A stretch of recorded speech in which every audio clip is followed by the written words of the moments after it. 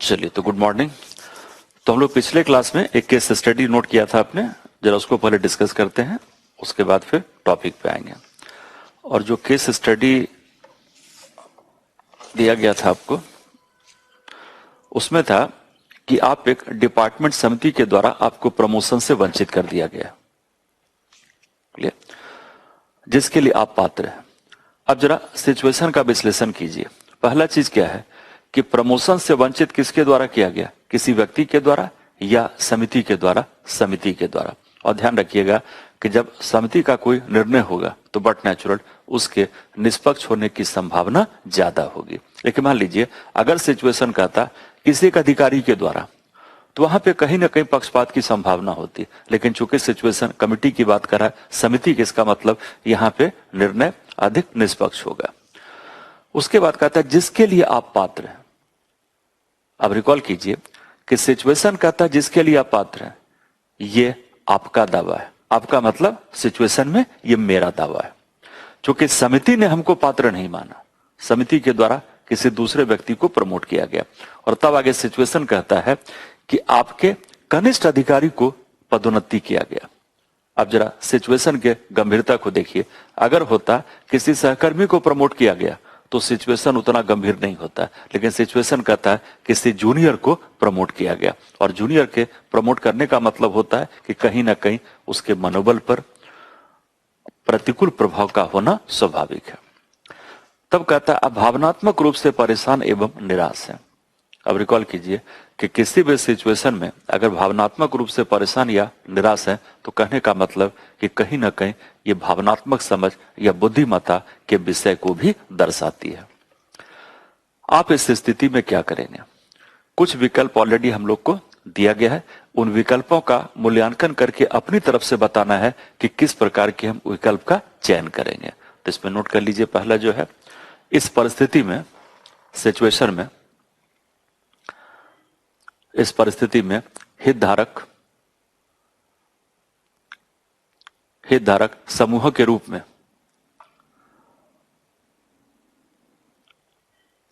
में नंबर 1 कर लीजिए समिति के सदस्य, जो कमेटी के मेंबर्स होंगे, समिति के सदस्य।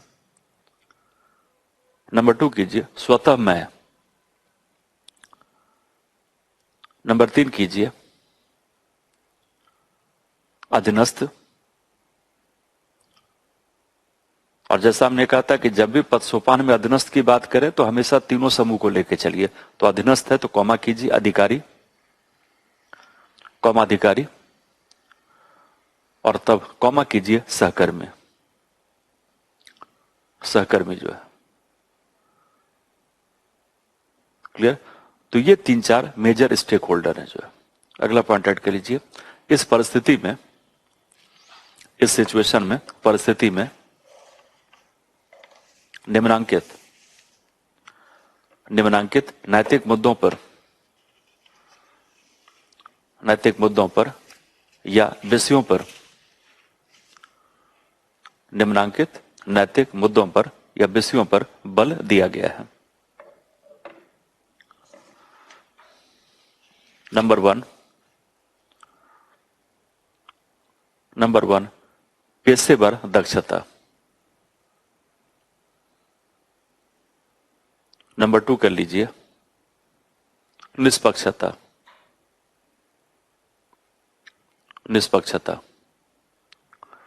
नंबर 3 कर लीजिए वस्तुनिष्ठता।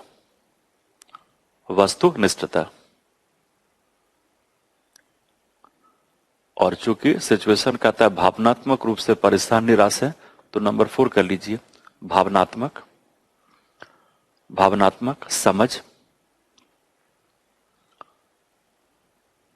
समझ या बुद्धिमत्ता, इमोशनल इंटेलिजेंस। क्लियर। तो सबसे पहले आपने स्टेक होल्डर को देखा, फिर आपने देखा कि इसमें क्या क्या नैतिक मुद्दे हैं। अब यह प्रश्न उठता है, 3 विकल्प इसमें दिए गए। जैसा हमने कहा था, जब किसी भी केस स्टडी के संदर्भ में विकल्प आपको पहले से दिया जाए और तब उसके मूल्यांकन की बात करें तो हमेशा कीजिए टेबुलर फॉर्मेट में जो है। क्लियर? तो टेबुलर फॉर्मेट का मतलब है कि जैसे इस तरह से टेबल बना लीजिएगा। पहला आपका है विकल्प, दूसरा कीजिए गुण मेरिट, और तीसरा हो गया दोष आपका जो है। तो इस तरह से 3 कॉलम बना लीजिए। अब उसमें क्या कीजिएगा कि चूंकि प्रश्न में ऑलरेडी विकल्प दिया गया है तो उसी विकल्प को फिर उत्तर में लिखने की जरूरत नहीं है। तो बेस्ट होता है कि विकल्प के साथ कर दीजिए विकल्प संख्या, और तब इसमें 1 2 3 जो है, तो इससे वर्ड आपका बचेगा। तो उस केस में जो है जैसे पहला विकल्प, तो विकल्प संख्या 1 कर लीजिए, विकल्प को लिखने की जरूरत। लेकिन मान लीजिए अगर पूछता कि आपके पास क्या क्या विकल्प है, तब उस केस में क्या करते, तब उसमें 4 कॉलम बनाते। तब यहां पे कर देते संख्या, सीरियल नंबर, और तब यहां पे क्या हो जाता विकल्प आपका, और तब यहां पे विकल्प को लिखते हम लोग जो है 1 2 3 4 करके जो है 1 2 3 जो है। तो यहां पे क्या है कि ऑलरेडी विकल्प दिया हुआ है, तो उसको फिर से उत्तर में लिखने की जरूरत नहीं है। तो पहला विकल्प संख्या 1 को लेके चलिए, और यह कहा गया है कि विभागीय समिति से पुनर्विचार हेतु बात करेंगे जो है। कहने का मतलब कि समिति के निर्णय के पुनर्विचार हेतु हम आग्रह करेंगे। तो बता सकते हैं अगर पुनर्विचार का आवेदन समिति को सौंपा गया तो इसके फायदे या गुण क्या हो सकते हैं। तो नोट कीजिए इसका, मेरिट में, गुण में आपका जो है पुनर्विचार के उपरांत, पुनर्विचार के उपरांत ऐसी संभावना, पुनर्विचार के उपरांत ऐसी संभावना उत्पन्न हो सकती है। रिपीट अगेन, पुनर्विचार के उपरांत ऐसी संभावना उत्पन्न हो सकती है कि मुझे समिति के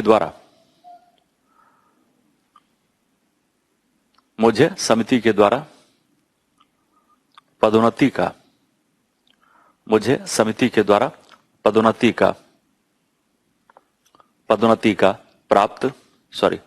का पात्र मान लिया जाए।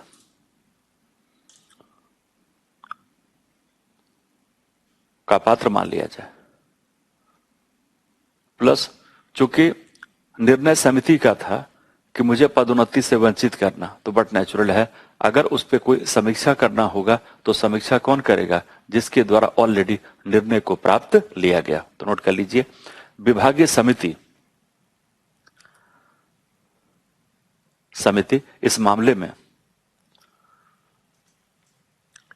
में उपयुक्त प्राधिकारी है।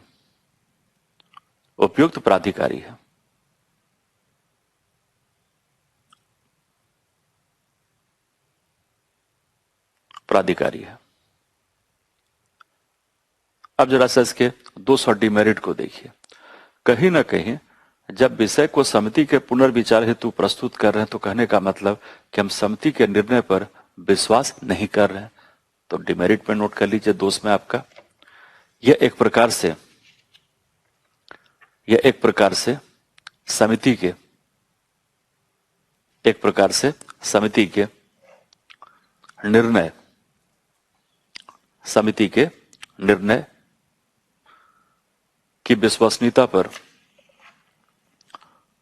के निर्णय की विश्वसनीयता पर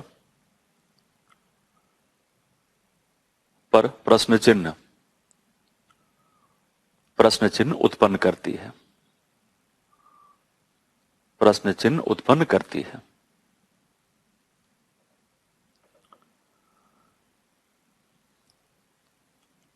क्लियर? अगला इसका डिमेरिट होगा कि अगर हम पुनर्विचार की बात करते हैं तो ध्यान रखिएगा, संभावना है लेकिन कोई गारंटी नहीं है, क्योंकि समिति ऑलरेडी उस पर पहले से निर्णय को प्राप्त कर चुकी है। तो अगला पॉइंट ऐड कर लीजिए, इस बात की कोई गारंटी नहीं है कि जिस समिति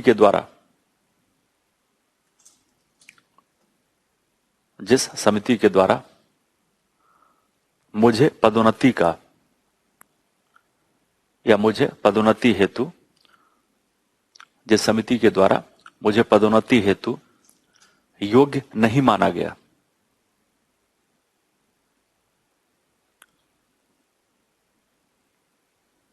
वह पुनर्विचार के उपरांत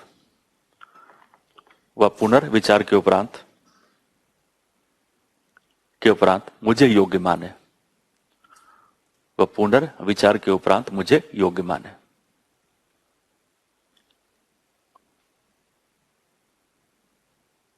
क्लियर? चलिए, अब दूसरा ऑप्शन नोट कीजिए, और दूसरा ऑप्शन कहता है कि स्टे ऑर्डर को प्राप्त करेंगे कोर्ट जाके। जो है बता सकते हैं इसका मेरिट क्या होगा, कि अगर यह मामला कोर्ट में जाता है तो न्यायालय का जो भी निर्णय होगा वो हर प्रत्येक पक्ष के लिए समान रूप से बाध्यकारी होगा। तो अगला पॉइंट ऐड कर लीजिए आप। नंबर 2 का मेरिट में, न्यायालय का निर्णय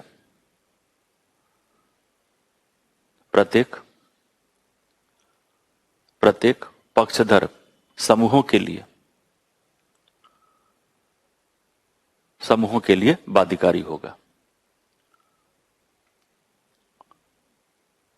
का निर्णय बाध्यकारी होगा।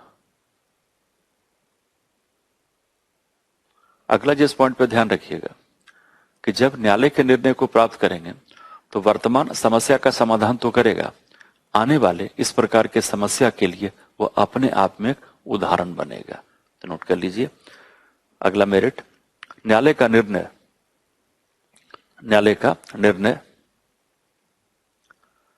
आने वाले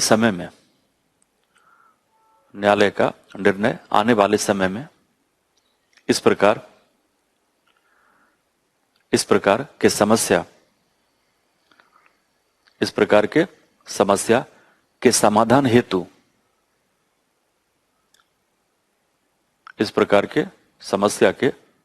हेतु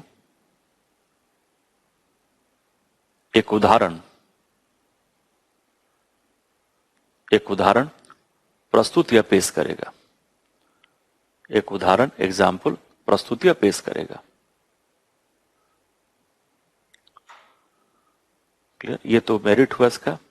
अब जरा इसका डिमेरिट सोचिए, और इसमें मेरी समझ से पहला जो डिमेरिट हम लोग को स्ट्राइक करना चाहिए कि मामला विभाग के अंदर का है, इसको कहते हैं इंट्रा डिपार्टमेंट, और विभाग के आंतरिक मामलों में किसी बाहरी हस्तक्षेप का होना, इससे हम उचित नहीं मान सकते हैं। तो डिमेरिट पर नोट कीजिए दोस्त में पहला पॉइंट, यह विषय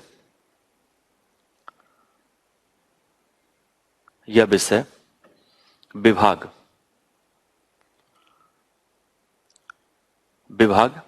के आंतरिक कार्यप्रणाली से संबंधित होने के कारण, आंतरिक कार्यप्रणाली से संबंधित होने के कारण न्यायालय के बाहरी हस्तक्षेप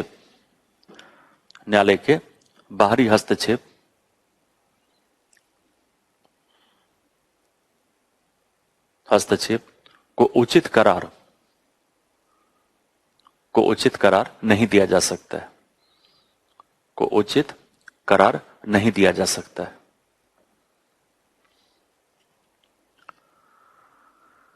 और दूसरा डिमेरिट ध्यान रखिएगा कि जब कोर्ट जाते हैं और कोर्ट से स्टे ऑर्डर को प्राप्त करते हैं तो उस पर अंतिम निर्णय प्राप्त करने में अनावश्यक विलंब की संभावना बनी है, और इस प्रकार के विलंब का होना वो कहीं ना कहीं डिपार्टमेंट के कार्यों को प्रतिकूल तरीके से प्रभावित करेगा। तो अगला पॉइंट ऐड कर लीजिए, न्यायिक कार्यवाही में, दोनों कर लीजिए, न्यायिक कार्यवाही एवं निर्णय में, और भी क्लियर होगा, न्यायिक कार्यवाही एवं निर्णय में विलंब की संभावना, डिले की संभावना बनी रहती है। जिसका प्रतिकूल प्रभाव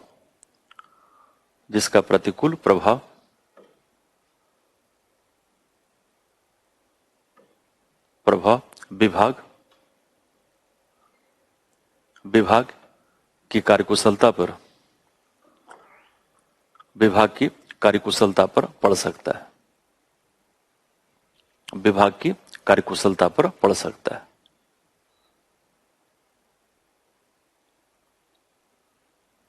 क्लियर? चलिए, और नंबर 3 आपका है कि अपने कमियों की पहचान कर उसे दूर करेंगे और अपने प्रदर्शन में सुधार करेंगे। जो है, बता सकते हैं इस ऑप्शन का मोस्ट इंपॉर्टेंट मेरिट क्या होगा? कि अपने कमियों की पहचान कर उन कमियों को दूर कर अपने हम परफॉर्मेंस को इंप्रूव करेंगे। जो है, ध्यान रखिएगा, कोर्ट के पास जाना, समिति के पास पुनर्विचार हेतु प्रस्तुत करना, ये दोनों चीज हमारे व्यक्तिगत क्षेत्राधिकार के बाहर है। लेकिन अपने कमियों की पहचान करना और अभी अपने कमियों की पहचान करके अपने परफॉर्मेंस को इंप्रूव करना, यह काम बिल्कुल मेरे अपने क्षेत्राधिकार में है। तो नोट कर लीजिए, इस विकल्प का मेरिट गुण आपका जो है, अपने कमियों की पहचान कर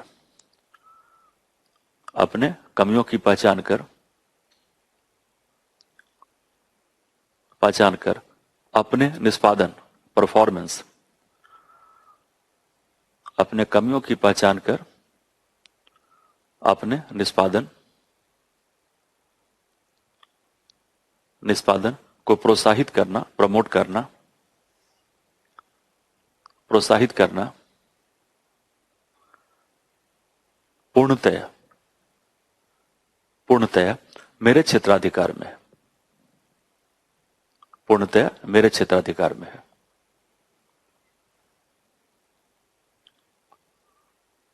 और दूसरा जो इसका इंपॉर्टेंट मेरिट होगा, अगर हम परफॉर्मेंस को इंप्रूव करते हैं तो आने वाले समय में मुझे पदोन्नति का पात्र माना जाए, इसकी संभावनाएं काफी ज्यादा होती हैं। तो नंबर 2 ऐड कर लीजिए, यह आने वाले समय में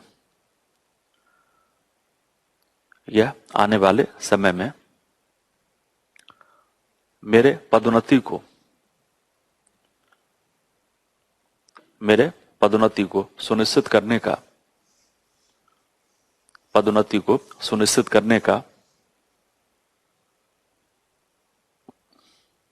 का एक प्रभावी माध्यम है, सुनिश्चित करने का एक प्रभावी माध्यम है।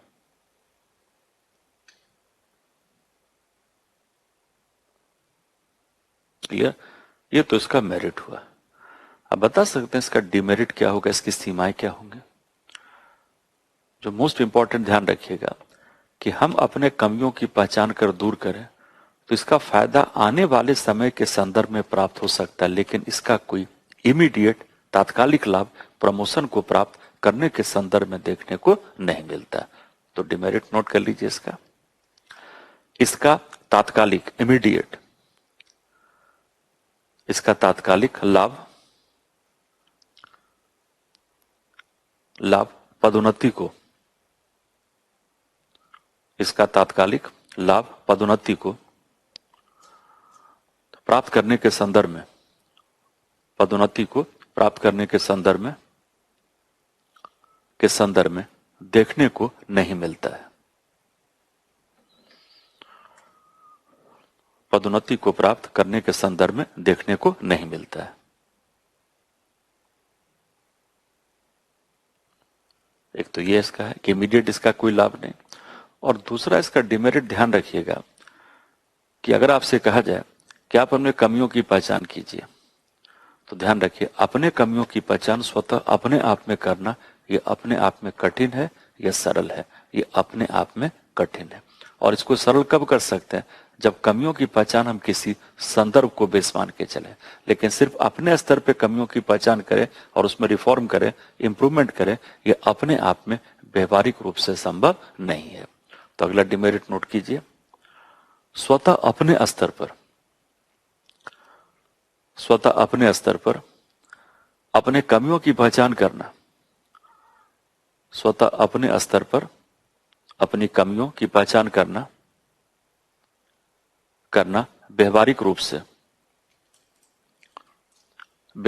से संभव नहीं है।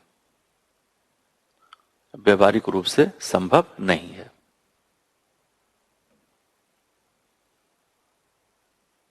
क्लियर? तो ये तो हर ऑप्शन का मेरिट और डिमेरिट हुआ। तब प्रश्न आपसे पूछता है कि सबसे सटीक उपाय कारण सहित सुझाव के रूप में प्रस्तुत करें, जो है। क्लियर? Change the paragraph. इस परिस्थिति का सामना करने हेतु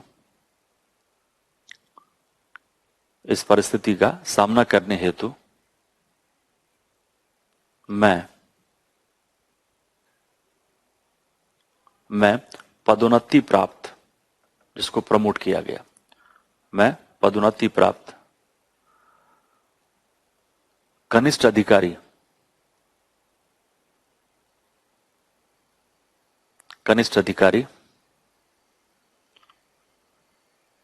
अधिकारी से अपने परस्पर तालमेल, कनिष्ठ अधिकारी से अपने परस्पर तालमेल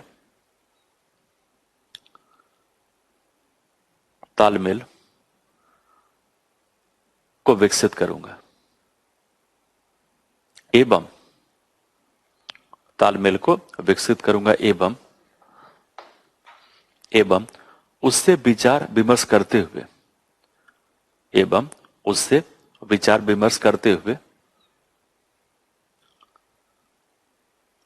हुए अपने कमियों की पहचान करूंगा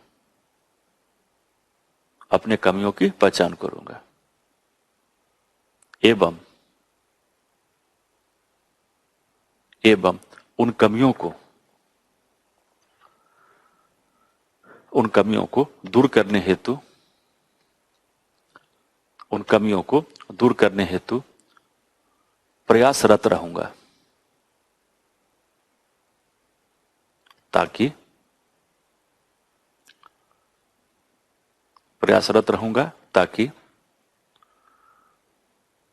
आने वाले समय में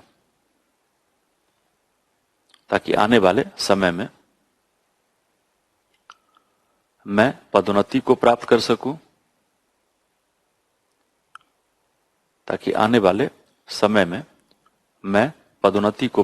सकूं, एवं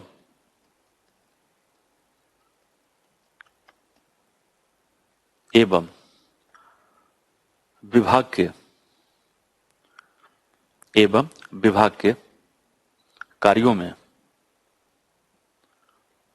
के कार्यों में अधिक प्रभावी योगदान दे सकूं,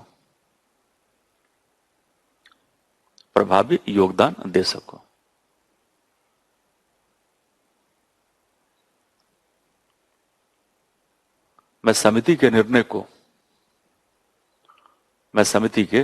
को सहर्ष स्वीकार करूंगा,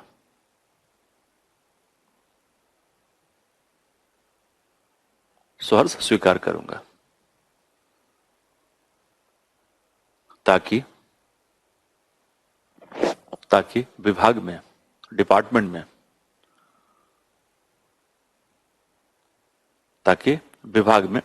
में एक स्वस्थ कार्य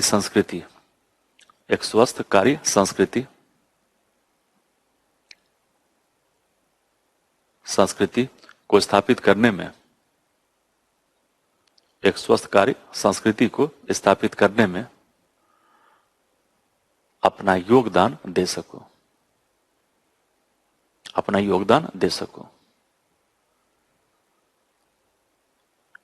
मेरा यह कदम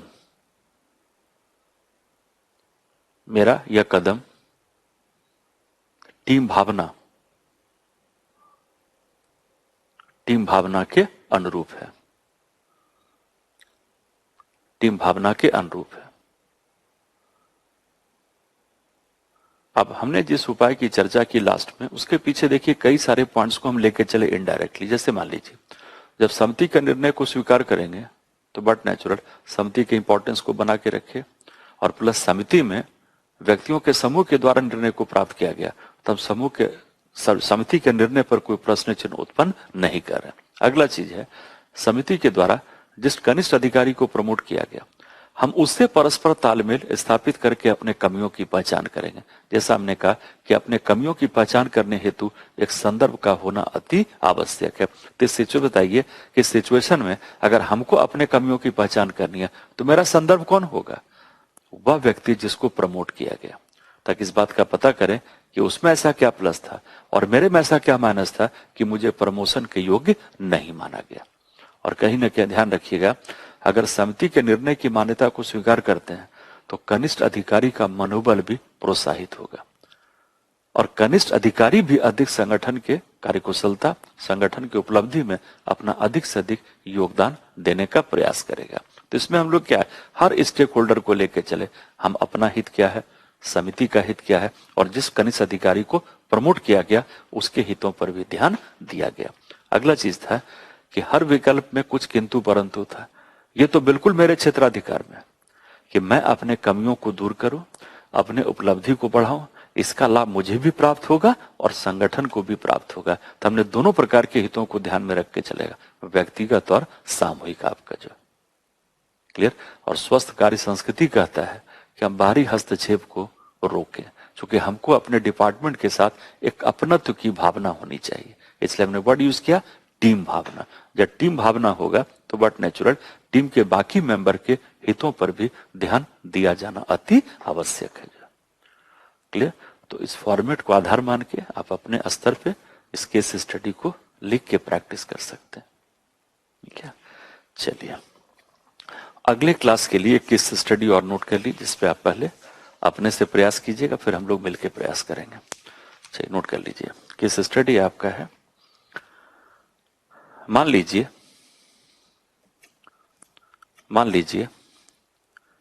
कि आप एक पुलिस अधिकारी हैं। मान लीजिए कि आप एक पुलिस अधिकारी हैं एवं एक संवेदनशील क्षेत्र में, मान लीजिए कि आप एक पुलिस अधिकारी हैं एवं एक संवेदनशील क्षेत्र में तैनात हैं,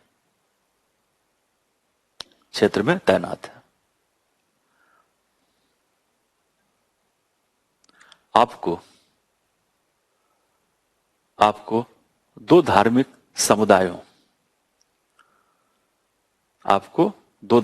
समुदायों के बीच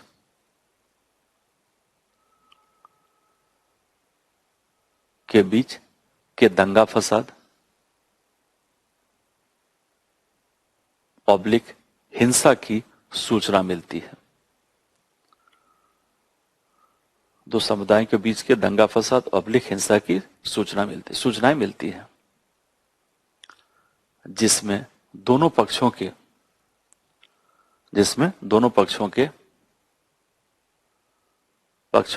कई व्यक्ति मारे गए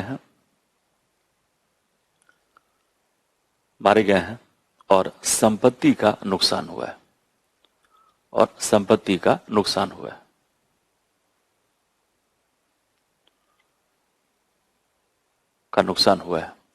फुल स्टॉप कीजिए। आप इस परिस्थिति में क्या करेंगे?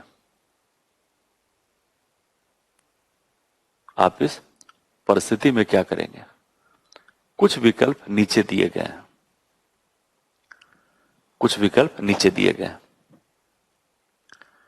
इन विकल्पों पर विचार करते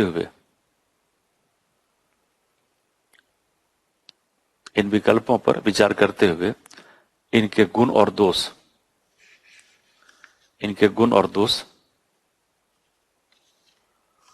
दोष का मूल्यांकन करें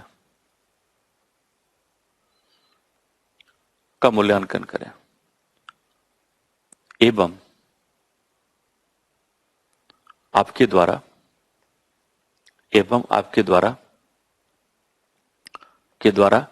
क्या कार्यवाही की जाएगी,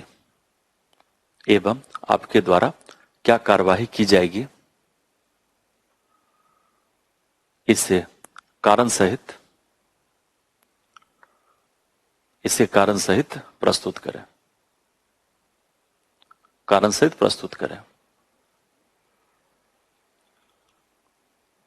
अब नोट कीजिए, 3 विकल्प आपको दिए हुए हैं प्रश्न में जो है। नंबर 1, आपके द्वारा यह निर्णय प्राप्त किया गया है, आपके द्वारा यह निर्णय प्राप्त किया गया है कि आप व्यक्तिगत रूप से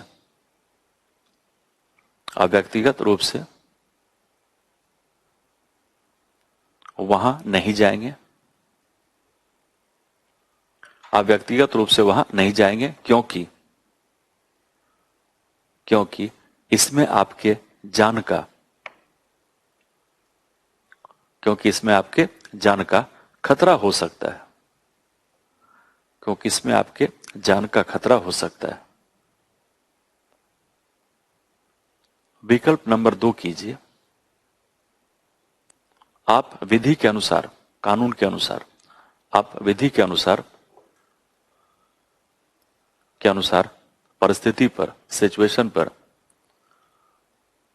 परिस्थिति पर काबू करने का प्रयास करेंगे।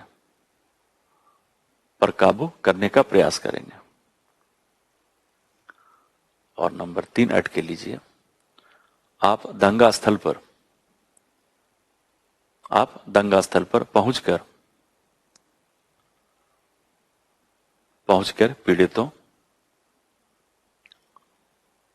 पीड़ितों की भावनाओं को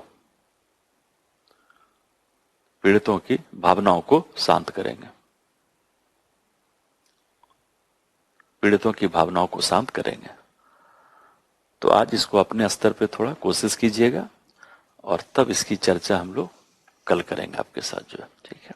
चलिए अब आते हैं हम लोग टॉपिक पे जो है। टॉपिक पे पहले टेकअप करें कुछ इंपॉर्टेंट विचारक के बारे में। यहाँ पे ध्यान रखिए, विचारक की चर्चा करने के पहले 2-3 पॉइंट पे ध्यान रखिए। पहला चीज कि एग्जामिनेशन के दृष्टिकोण से विचारक से अधिक इंपॉर्टेंट होता है उसका विचार जो है, तो ज्यादा उसके विचार को समझने का प्रयास कीजिएगा। अगला जिस पॉइंट पे ध्यान रखिएगा, जब विचार को समझते हैं तो अधिक समझिए उस विचार की समकालीन प्रासंगिकता क्या है, वो विचार हम लोग के लिए कैसे इंपॉर्टेंट है। कई बार विचारक के विचार पर आपका विचार पूछेगा, तो कहने का मतलब सिर्फ विचारक के विचार को पढ़ने से काम नहीं चलेगा, तब तक कि विचारक के विचार को हम अपने विचार या दृष्टिकोण के रूप में ना समझे। और ध्यान रखिएगा, हम लोग का दृष्टिकोण क्या होगा, हम लोग का विचार क्या होगा, वो होगा समकालीन। अब जैसे मान लीजिए हम कौटिल्य को लेके चलते हैं। अब कौटिल्य का विचार आज से कितना हजार वर्ष पहले आया, अब उसके विचार को हम 2020 में पढ़ रहे हैं, तो 2020 में पढ़ने का औचित्य तभी है जब उस विचार की प्रासंगिकता आज के डेट में। अब जैसे रिकॉल कीजिए कि आज से कई वर्ष पूर्व किसी ने अपना विचार दिया और वो विचार आज के संदर्भ में प्रासंगिक ना हो, तो उस विचार को पढ़ने का कोई औचित्य नहीं है। इसीलिए जब विचारक को पढ़ते हैं तो विचारक के विचार की जो प्रासंगिकता है उसको हमेशा समकालीन परिस्थितियों में लाके देखिए। और चूंकि नैतिकता का विषय है तो अधिक हम लोग कोशिश करें उसको अपने दैनिक जीवन में लागू करने का जो है। एक चीज ध्यान रखिए, कई बार प्रश्न आपसे पूछ देगा कि कौन सा विचारक या कौन सा नेता या कौन सा महान व्यक्ति आपको अधिक इंस्पायर करता है, प्रेरित करता है, और कैसे उसके जीवन का प्रभाव आपके जीवन पे पड़ता है। तो उसमें क्या कीजिएगा कि एक भारतीय विचारक और एक वेस्टर्न विचारक वो हमेशा अपनी तरफ से रेडी रखिएगा। क्योंकि यूपीएससी चॉइस आप पे छोड़ेगा, आप किसी विचारक के विचार को अपना आदर्श मान के चल सकते हैं। और मेरी समझ से बेटर होगा कि भारतीय विचारक में चॉइस आपका है, लेकिन मेरे अनुसार बेटर है भारतीय विचारक प्राथमिकता दीजिए स्वामी विवेकानंद का। उनका अप्रोच अधिक प्रैक्टिकल है, उनका अप्रोच व्यक्ति को बेहतर इंसान बनाता है, तो उसके प्रभाव को प्रश्न के उत्तर के रूप में अपने जीवन से दर्शाना अधिक आपके लिए संभव होगा। और उसके बाद अगर आप वेस्टर्न विचारक को लेकर चलें तो उसमें से या तो एरिस्टोटल को मानिए या तो प्लेटो को मानिए जो है। क्लियर? जैसे मैक्स वेबर है, कांट है, तो वो सब थोड़ा एक प्रैक्टिकल जीवन में उसको लागू करना दिक्कत होता है। लेकिन एरिस्टोटल, प्लेटो कहते हैं कि व्यक्ति का आचरण नैतिक कब होगा, जब व्यक्ति में सद्गुण हो। और सद्गुण को प्राप्त करने का प्रयास हर व्यक्ति के द्वारा अपने आम जीवन में भी करना चाहिए आपका जो। एक तो ये। अगला चीज ध्यान रखिएगा, कहते हैं विचारक के विचार को समझने के लिए कभी भी आप उसके दिमाग से कुछ मत निकालिए, आप उसके दिमाग में जाके प्रवेश कर जाइए। इसलिए कहा जाता है कि थिंकर को समझने के लिए we are not suppose to get something outside the mind of the thinker, we are suppose to get inside the mind of the thinker. अब इसका मतलब क्या हुआ? Inside the mind of the thinker कहने का मतलब उसके दृष्टिकोण को उसके अनुसार समझिए और तब उसको फिर आज के समकालीन परिस्थिति में लागू करने का प्रयास कीजिए। और जब कहते हैं कि थिंकर को पढ़ने का बेस्ट तरीका to get inside the mind of the thinker, इसका मतलब कि जब विचारक ने अपना दृष्टिकोण दिया तो उस समय की जो सामाजिक, राजनीतिक, आर्थिक परिस्थितियां थी उसको ध्यान में रखकर चलना पड़ेगा। और ध्यान रखिएगा कि कोई जो विचार होता है वो एक प्रकार का नवाचार होता है, इनोवेशन होता है। और आपको बता दें कि इनोवेशन का जो इंपॉर्टेंस है उसको समझने के लिए उस परिवेश या संदर्भ को ध्यान में रख के चलना है जब उस प्रकार के इनोवेशन, नवाचार या नवीन विचारधारा को प्रस्तुत किया गया। अब पॉइंट को समझने के लिए आज हम लोग कई सारे विज्ञान और तकनीक के नवाचार का प्रयोग करते हैं। वो इतना आम जीवन में हो चुका है कि उसके इंपॉर्टेंस को भूल जाते हैं। लेकिन सोचिए जब उसका पहली बार आविष्कार हुआ होगा, इन्वेंशन हुआ होगा, तो उस समय वो कितना इंपॉर्टेंट होगा। बाद में तो हम लोग के एक जीवन या दैनिक जीवनचर्या का हिस्सा बना, लेकिन जिस समय उसका इन्वेंशन किया गया था वो अपने आप में कितना इंपॉर्टेंट था। तो कहने का मतलब कि जब विचारक ने अपना विचार दिया तो उस समय जब विचार दिया तो उसकी जो प्रासंगिकता थी उस संदर्भ में वो अपने आप में काफी इंपॉर्टेंट है। जैसे मान लीजिए पॉइंट को समझने के लिए हम लोग आज कहते हैं कि यार जो सरकारी कर्मचारी हैं वो तो लोक सेवक है, नहीं, वो जनता के सेवक है। तो हम लोग इतना इससे यूज टू हो चुके हैं कि इसमें जरा सा भी हम लोग को कोई एक तरह से इंस्पिरेशन नहीं मिलता है कि भाई ठीक है, सरकारी कर्मचारी हैं तो जनता का सेवक है, तो लोक सेवक है तो जनता का सेवक के रूप में काम करे। और प्रजातंत्र में जनता ही सब कुछ होता है, एटलीस्ट कहने के लिए तो जनता ही सब कुछ है। तो बट नेचुरल जो सरकारी कर्मचारी अधिकारी हैं वो जनता के सेवक के रूप में कार्य करें। क्लियर? लेकिन रिकॉल कीजिए, अगर मोनार्की में, पॉइंट समझिए, अगर मोनार्की में कोई विचारक कहे कि राजा जनता का सेवक है, क्या आपको सोचने के लिए बाध्य करेगा? क्योंकि मोनार्की में यह कहना कि राजा जनता का सेवक हो, ये बड़े आसानी से इस बात को हम लोग स्वीकार नहीं कर सकते, तो हम लोग को सोचने के लिए बाध्य करता है। नहीं, प्रजातंत्र में कहें कि भैया सरकार जनता का सेवक है तो वो तो नॉर्मल चीज है। इसमें एबनॉर्मल कब होगा? जब ये कहे प्रजातंत्र में कि सरकार जनता का सेवक नहीं है। उसी प्रकार से मोनार्की में यह कहना कि राजा जनता का सेवक होगा, ये सोचिए, ये अपने आप एक ऐसा विचार है जो हम लोग को सोचने के लिए बाध्य करता है। क्लियर पा रहे? तो इस तरह से जब विचारक को पढ़ते हैं तो उस समय के परिवेश को ध्यान में रखकर चलना अति आवश्यक है। क्लियर? अगला जिस पॉइंट पे ध्यान रखिएगा, जैसे चूंकि विचारक का संदर्भ दो टॉपिक से, टॉपिक 1 में भी है जिसमें कहता है कि मूल्यों को विकसित करने की दिशा में महान नेता, प्रशासक और सुधारक का जीवन और उसका दर्शन आपका जो। अब यहां पे जरा सा बताइए सोच के, जब कहते हैं नेता तो क्या हम किसी नेता को सर्वव्यापी तरीके से हम नेता के रूप में परिभाषित कर सकते हैं? पॉइंट को सोचिए कि क्या हम किसी नेता को एक सर्वव्यापी नेता के रूप में परिभाषित कर सकते हैं? ध्यान रखिएगा, किसी एक व्यक्ति को नेता के रूप में हम सर्वव्यापी तरीके से परिभाषित नहीं कर सकते। और उसमें भी सिलेबस कहता है महान नेता। तो कौन सा नेता महान होगा? क्या इस महान वर्ड का कोई एक वस्तुनिष्ठ मानक है कि भाई ये सब मानक होंगे तभी हम किसी नेता को नेता होने की संज्ञा देंगे और तभी उन मानकों के आधार पे नेता महान नेता की संज्ञा को प्राप्त करेगा? तो सोचिए, जब नेता को परिभाषित करने में दिक्कत है तो महान नेता को परिभाषित करने में कितना दिक्कत होगा। उसी प्रकार से रिफॉर्मर, अब उसमें कहता है ग्रेट रिफॉर्मर। रिफॉर्मर का सामान्यतः जो आशय होता है ये होता है कि हम लोग प्रभावित होते हैं अपने संस्कृति से, लेकिन जो संस्कृति को प्रभावित करे वही बनता है रिफॉर्मर। जो कहने का मतलब जो यथास्थिति में कुछ परिवर्तन को लाने का प्रयास करे उसको हम लोग कहते हैं रिफॉर्मर। जो अब बताइए रिफॉर्मर, अब रिफॉर्मर के रूप में देखा जाए तो हर व्यक्ति का कहीं ना कहीं समाज के रिफॉर्म में कुछ न कुछ किसी स्तर पर योगदान होता है, लेकिन क्या हमारे व्यक्ति को रिफॉर्मर की संज्ञा दे सकते हैं? उत्तर है नहीं।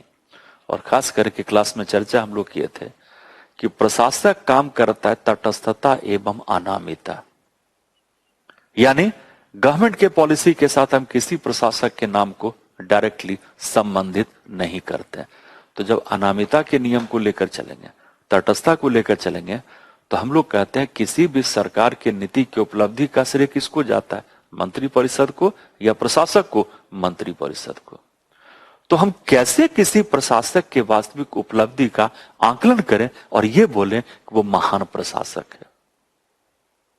पढ़ पा रहा है। इसीलिए ध्यान रखिएगा कि महान नेता कौन होगा, महान प्रशासक कौन होगा, महान सुधारक कौन होंगे, कौन विचारक होंगे। और ऐसे भी ध्यान रखिए कि जब कोई व्यक्ति अपना दृष्टिकोण योगदान देता है तो थोड़ी कहता है कि हम विचारक हैं, वो अपनी बात को कह देता है, उस बात को समाज स्वीकार करता है एक विचारक के रूप में। जो है क्लियर?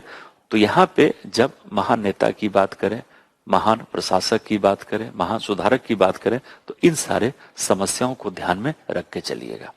प्लस रिकॉल कीजिए कि कई बार महान नेता कौन होगा वो डिपेंड करता है खुद एक राजनीतिक परिवेश या वातावरण पे।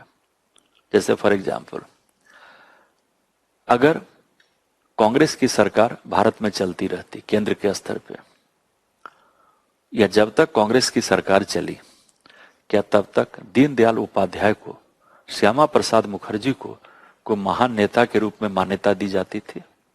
लेकिन जब कांग्रेस की सरकार बदल के जब बीजेपी की सरकार आई तो उसने दीनदयाल उपाध्याय, श्यामा प्रसाद मुखर्जी, इनको अधिक लोकप्रिय बनाया जनता की नजर में, तो अधिक महान नेता के रूप में आ गया। तो आप खुद देखिए कि महान नेता कौन होगा वो डिपेंड करता है एक राजनीतिक परिस्थिति पे भी, जो है एक पॉलिटिकल सिचुएशन पे आपका। जो उसी प्रकार से रिकॉल कीजिए, जब हम लोग कहते हैं शांति और अहिंसा, पीस एंड नॉन वायलेंस, तो शांति का मसीहा हम लोग मानते हैं महात्मा गांधी को। जो लेकिन कभी महात्मा गांधी को शांति के लिए नोबेल पुरस्कार नहीं मिला। तो कहने का मतलब कि नोबेल समिति के द्वारा महात्मा गांधी को शांति के रूप में को महान व्यक्ति नहीं माना गया। तो कहने का मतलब ये अधिक डिपेंड करता है दृष्टिकोण संदर्भ पे कि कौन व्यक्ति महान होगा, कौन महान नेता होगा, कौन महान सुधारक होगा। जो क्लियर? चलिए, तो अब यहाँ पे थोड़ा सा हम लोग कुछ इंपॉर्टेंट विचारकों के दृष्टिकोण को समझने का प्रयास करेंगे, और उसमें खास करके समकालीन, चूंकि अधिक प्रश्न का झुकाव होता है आज के संदर्भ में। जो चलिए, सबसे पहले टेकअप करेंगे हम कौटिल्य को। जो है तो नोट कीजिए कौटिल्य की विचारधारा, कौटिल्य की विचारधारा। जो और यहाँ पे ध्यान रखिएगा कि जब कौटिल्य की विचारधारा की चर्चा हम लोग करेंगे तो उसमें जिस पॉइंट पे ध्यान रखिएगा, हम लोग अवगत हैं सुशासन के बारे में, पेपर 2 में किए भी होंगे गवर्नेंस के साथ। जो है अब यहाँ देखिए, जब कहते हैं सुशासन, गुड गवर्नेंस, तो ध्यान रखिएगा कि सुशासन के विचारधारा या अवधारणा को विकसित किया गया सबसे पहली बार वर्ल्ड बैंक के द्वारा। और जब वर्ल्ड बैंक के द्वारा 1992 में सुशासन की संकल्पना को प्रस्तुत किया गया तो वहां से गुड गवर्नेंस के शब्द की लोकप्रियता बढ़ी आपका। लेकिन इसका मतलब ये नहीं कि वर्ल्ड बैंक के द्वारा प्रतिपादित करने के बाद ही सुशासन की बात है। अगर सुशासन के इंपॉर्टेंस को लेकर चलें तो सुशासन के इंपॉर्टेंस को हम लोग प्राचीन समय से देख सकते हैं। अब यहां पे जब लिंक अप कीजिए, सुशासन आधुनिक विचारधारा है, लेकिन हम कह रहे हैं सुशासन का इंपॉर्टेंस तो प्राचीन समय से देख सकते हैं। अब इसी बात की पुष्टि करनी है तो हम लोग किसके इंपॉर्टेंस को लेकर चलें? कौटिल्य एक विचारक के रूप में। और चूंकि ध्यान रखिएगा, जब कहते हैं सुशासन तो सुशासन के दो पहलू हैं, विधिक और नैतिक। तो जब कौटिल्य के द्वारा सुशासन की बात की गई तो उसने नैतिक शासन की बात भी की, क्योंकि बिना नैतिक शासन के हम सुशासन के ऑब्जेक्टिव को प्राप्त नहीं कर सकते। अब रिकॉल कीजिए कि अगर आज के डेट में हम लोग सुशासन की बात नहीं करते, नैतिक शासन की बात नहीं करते, तो कौटिल्य के विचारधारा को पढ़ने की कोई प्रासंगिकता नहीं थी।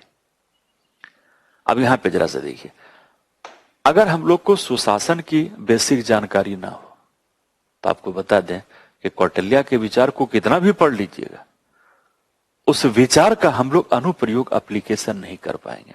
जैसे मान लीजिए, अगर प्रश्न है कि कौटिल्य के विचार की प्रासंगिकता आज के संदर्भ में क्या है, तो आज के संदर्भ में कौटिल्य के विचार के इंपॉर्टेंस को समझने के लिए हम लोग को पता होना चाहिए कि सुशासन क्या है। तभी तो कौटिल्य के विचार का इंपॉर्टेंस है। अगर आप सुशासन के इंपॉर्टेंस को हटा दीजिए, नैतिक शासन के इंपॉर्टेंस को हटा दीजिए, तो कौटिल्य के विचार को आज के डेट में पढ़ने की कोई जरूरत नहीं है। तो कहने का मतलब कि जो विचारक का विचार है उसको हमेशा विषय वस्तु के साथ जोड़ के पढ़िए। क्लियर? तो नोट कीजिए पहले कौटिल्य का विचार जो है, और कौटिल्य के विचार को समझने के लिए थोड़ा सा कुछ पॉइंट नोट कर लीजिए सुशासन के बारे में, तभी कौटिल्य के विचार को लिंकअप करने में आसानी होगी। नोट कर लीजिए, सुशासन सुशासन की अवधारणा, सुशासन की अवधारणा को प्रतिपादित या संकल्पित, प्रतिपादित या संकल्पित करने का श्रेय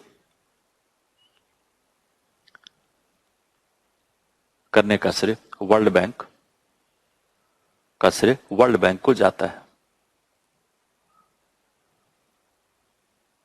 वर्ल्ड बैंक को जाता है। इसी में ऐड कीजिए, वर्ल्ड बैंक के द्वारा 1992 में, वर्ल्ड बैंक के द्वारा 1992 में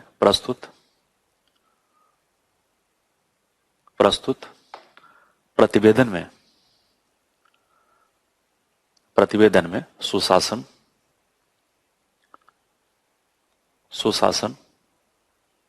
की अवधारणा पर, सुशासन की अवधारणा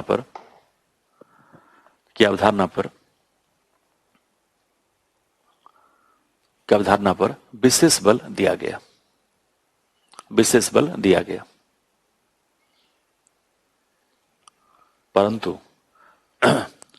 परंतु सुशासन का महत्व,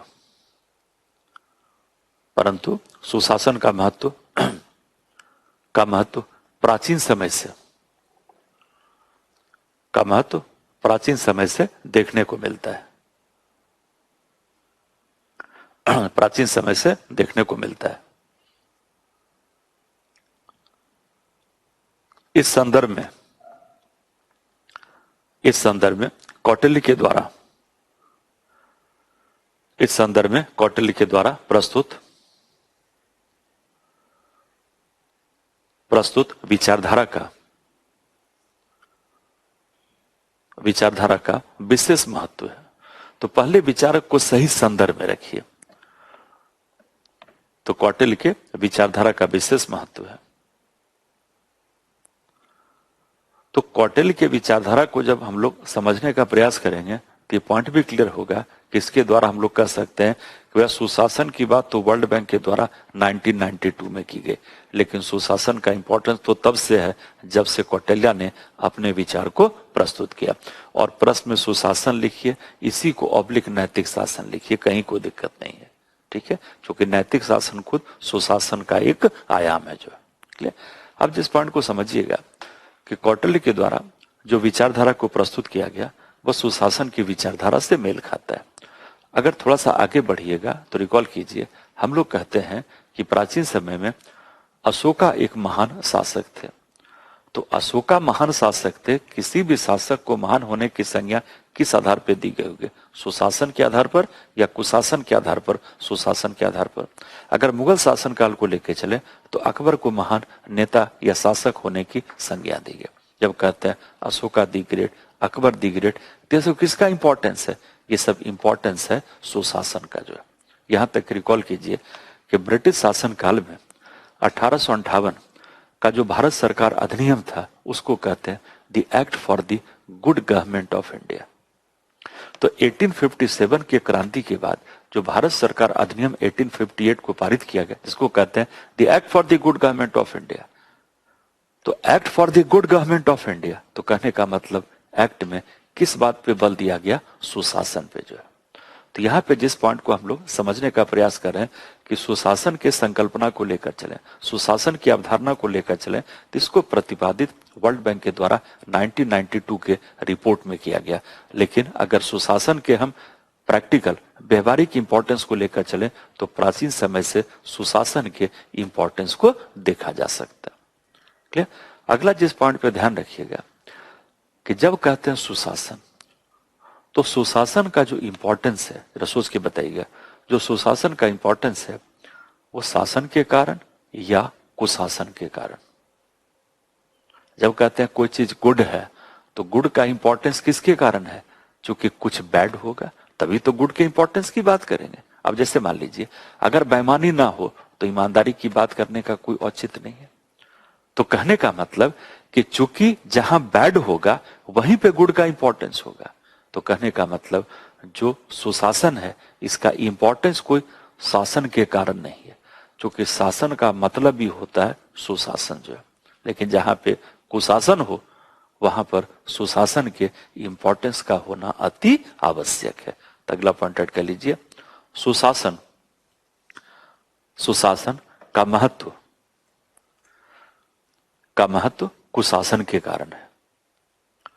सुशासन का महत्व कुशासन के कारण है, क्योंकि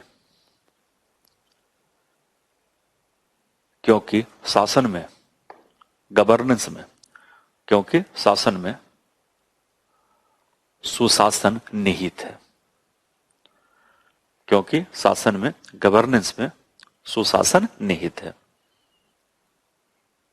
ये पॉइंट क्लियर हो पा रहा है? जब कहते हैं गवर्नेंस, तो गवर्नेंस का मतलब ही होता है गुड गवर्नेंस। जैसे अक्सर आप देखते होंगे आजकल फैशन हो चुका है कि हर पॉलिटिकल पार्टी चुनावी घोषणा पत्र में कहता है कि हम सरकार बनाएंगे तो हम आपको सुशासन देंगे। अब उन पॉलिटिकल पार्टी से आप पूछिए कि आप छोड़िए सुशासन की बात, आप सिर्फ भी बताइए आपको शासन देना हो तो आप कैसा शासन देंगे? तो क्या लगता है कि जब सिर्फ शासन देना हो तो पॉलिटिकल पार्टी किस प्रकार का शासन देने की बात करेंगे? सुशासन का या कुशासन का? सुशासन का जो है। तो कहने का मतलब कि गवर्नेंस में खुद ये विशेषण शामिल है कि गवर्नेंस कैसा होना चाहिए? गवर्नेंस गुड होना चाहिए, ना कि बैड होना चाहिए। तो कहने का मतलब जब शासन की बात करते हैं खुद हम लोग सुशासन को उसमें निहित मानते हैं जो। उसी तरह से शासन कैसा होना चाहिए? नैतिक शासन या अनैतिक शासन? हर कोई कहेगा कि शासन होना चाहिए नैतिक शासन के रूप में। तो नैतिकता तो खुद शासन में निहित है, लेकिन अगर कोई शासन अनैतिक हो, इमोरल हो, तो वहां पे नैतिक शासन को विकसित करने पर बल दिया जाना अति आवश्यक है। जो पॉइंट क्लियर हो रहा है? अगला पॉइंट ऐड कर लीजिए, वर्ल्ड बैंक के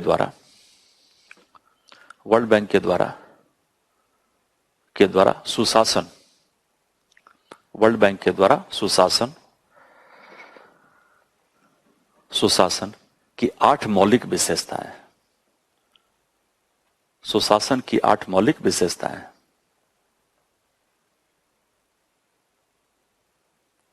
नंबर 1 कीजिए, सर्वसम्मति। सर्वसम्मति। दूसरा कीजिए, भागीदारी। नंबर 3 कीजिए, विधि का शासन। विधि का शासन। नंबर 4 कीजिए प्रभावशीलता एवं कार्यकुशलता। प्रभावशीलता एवं कार्यकुशलता।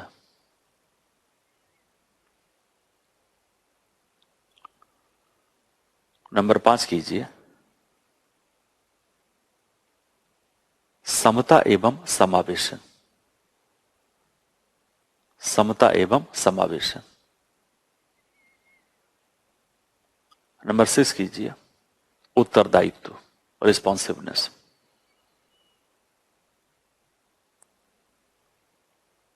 उत्तरदायित्व। नंबर 7 कीजिए पारदर्शिता। और नंबर 8 कीजिए जवाबदेहिता। नंबर 8 जवाबदेहिता। और इसीलिए अगर आप एथिक्स के सिलेबस को देखिएगा तो हम लोग काफी जगह पे ध्यान दिए पारदर्शिता एवं जवाबदेहिता। और जो ये दो विशेषता सुशासन का है, वही दो इंपॉर्टेंट विशेषता नैतिक शासन का भी है। जैसे सूचना का अधिकार, सूचना का आदान प्रदान, ये सब पारदर्शिता था। सिलेबस में डिस्कस किए जवाबदेहिता और नैतिक शासन। तो जवाबदेहिता के बिना हम नैतिक शासन को सुनिश्चित नहीं कर सकते। और नैतिक शासन खुद क्या है? सुशासन का एक आयाम है जो। तो वर्ल्ड बैंक के द्वारा इन 8 विशेषताओं को उजागर करने पर बल दिया गया, जो कि सुशासन के मूलभूत विशेषताओं को दर्शाती है। Change the paragraph. सुशासन, सुशासन एवं प्रजातंत्र, प्रजातंत्र एक दूसरे का पूरक है। सुशासन एवं प्रजातंत्र, प्रजातंत्र एक दूसरे का पूरक है।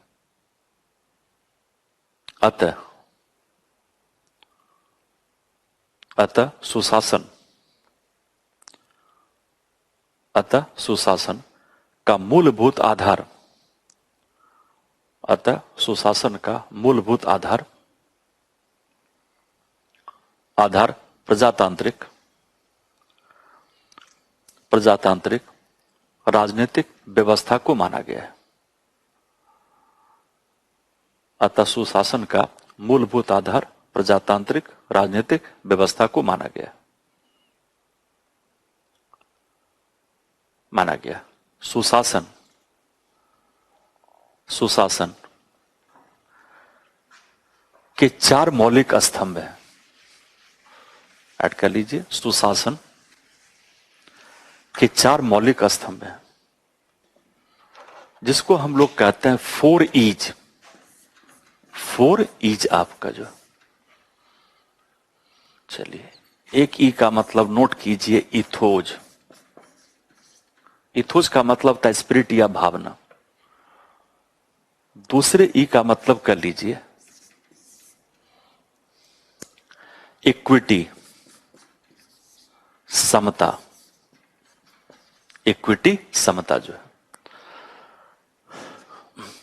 तीसरे ई का मतलब कर लीजिए एफिशिएंसी, कार्यकुशलता। एफिशिएंसी, कार्यकुशलता। तो इथोज स्पिरिट या भावना कहते हैं, इक्विटी समता हो गया, एफिशिएंसी कार्यकुशलता। और चौथा ई का मतलब होता है एथिक्स, नीति शास्त्र या नैतिकता जो है। तो हम लोग खुद देख रहे हैं कि सुशासन के 4 स्तंभ है, 4 पिलर्स हैं। उसमें एक पिलर क्या बना? एथिक्स, आपका नीति शास्त्र जो है। ठीक है, चेंज द पैराग्राफ। सुशासन के लिए, सुशासन के लिए प्रजातंत्र को, सुशासन के लिए प्रजातंत्र को आवश्यक माना गया है। सुशासन के लिए प्रजातंत्र को आवश्यक माना गया है। परंतु, परंतु कई अवसरों पर, परंतु कई अवसरों पर, अवसरों पर सुशासन एवं, कई अवसरों पर सुशासन एवं प्रजातंत्र, प्रजातंत्र के बीच के, सुशासन एवं प्रजातंत्र के बीच के अंतर विरोध को, अंतर्विरोध को देखा जा सकता है, अंतर्विरोध को देखा जा सकता है। अब यहां पे रिकॉल कीजिए, सुशासन प्रजातंत्र दोनों हमेशा एक साथ चलेगा, क्योंकि जब प्रजातंत्र होगा तो हम सुशासन की बात करते हैं। सुशासन खुद प्रजातांत्रिक राजनीतिक व्यवस्था का एक मूलभूत आधार है जो है। लेकिन कुछ अवसर ऐसे हैं जहां की सुशासन और प्रजातंत्र के बीच में अंतर्विरोध है। कहने का मतलब कि प्रजातंत्र को सुशासन के लिए उचित नहीं माना गया। अब जरा पॉइंट समझिए, अगर हम पॉलिटिकल सिस्टम को लेकर चले तो पॉलिटिकल सिस्टम के व्यापक दो वर्गीकरण है, एक आपका मोनार्की और दूसरा है डेमोक्रेसी, राजतंत्र और प्रजातंत्र। हम लोग दोनों पॉइंट को समझने का प्रयास करें कि सुशासन प्रजातंत्र दोनों एक दूसरे का पूरक है, यानी एक के बिना हम दूसरे को संभव नहीं कर सकते। और रिकॉल कीजिए, वर्ल्ड बैंक के जो 8 विशेषताओं की चर्चा हम लोग की है, उन 8 विशेषताओं को प्राप्त करने के लिए डेमोक्रेसी के, प्रजातंत्र के विशेषताओं के साथ इसे जोड़ा जाना आवश्यक है। लेकिन हम लोग इस बात को समझने का प्रयास कर रहे हैं कि प्रजातंत्र सुशासन के बीच का अंतर्विरोध, अगर प्रजातंत्र सुशासन के बीच का अंतर्विरोध है तो सुशासन के लिए हम लोग अधिक उपयुक्त किसको मान रहे हैं, डेमोक्रेसी को या मोनार्की को, मोनार्की या राजतंत्र को। इसीलिए जब भी प्रश्न इस तरह से पूछे कि सुशासन या नैतिक शासन और प्रजातंत्र के बीच का अंतर्विरोध है, तो हमेशा ध्यान रखिए पॉलिटिकल सिस्टम दो ही तरह का होगा मौलिक रूप से, या तो राजतंत्र या तो प्रजातंत्र। तो अगर हम सुशासन को प्रजातंत्र के बीच का अंतर्विरोध मान रहे हैं तो हम किस प्रकार के पॉलिटिकल सिस्टम के प्राथमिकता को स्वीकार करें, राजतंत्र या मोनार्की। और ध्यान रखिएगा ये जो अंतर्विरोध है उसमें कौटिल्य के विचार का विशेष योगदान है।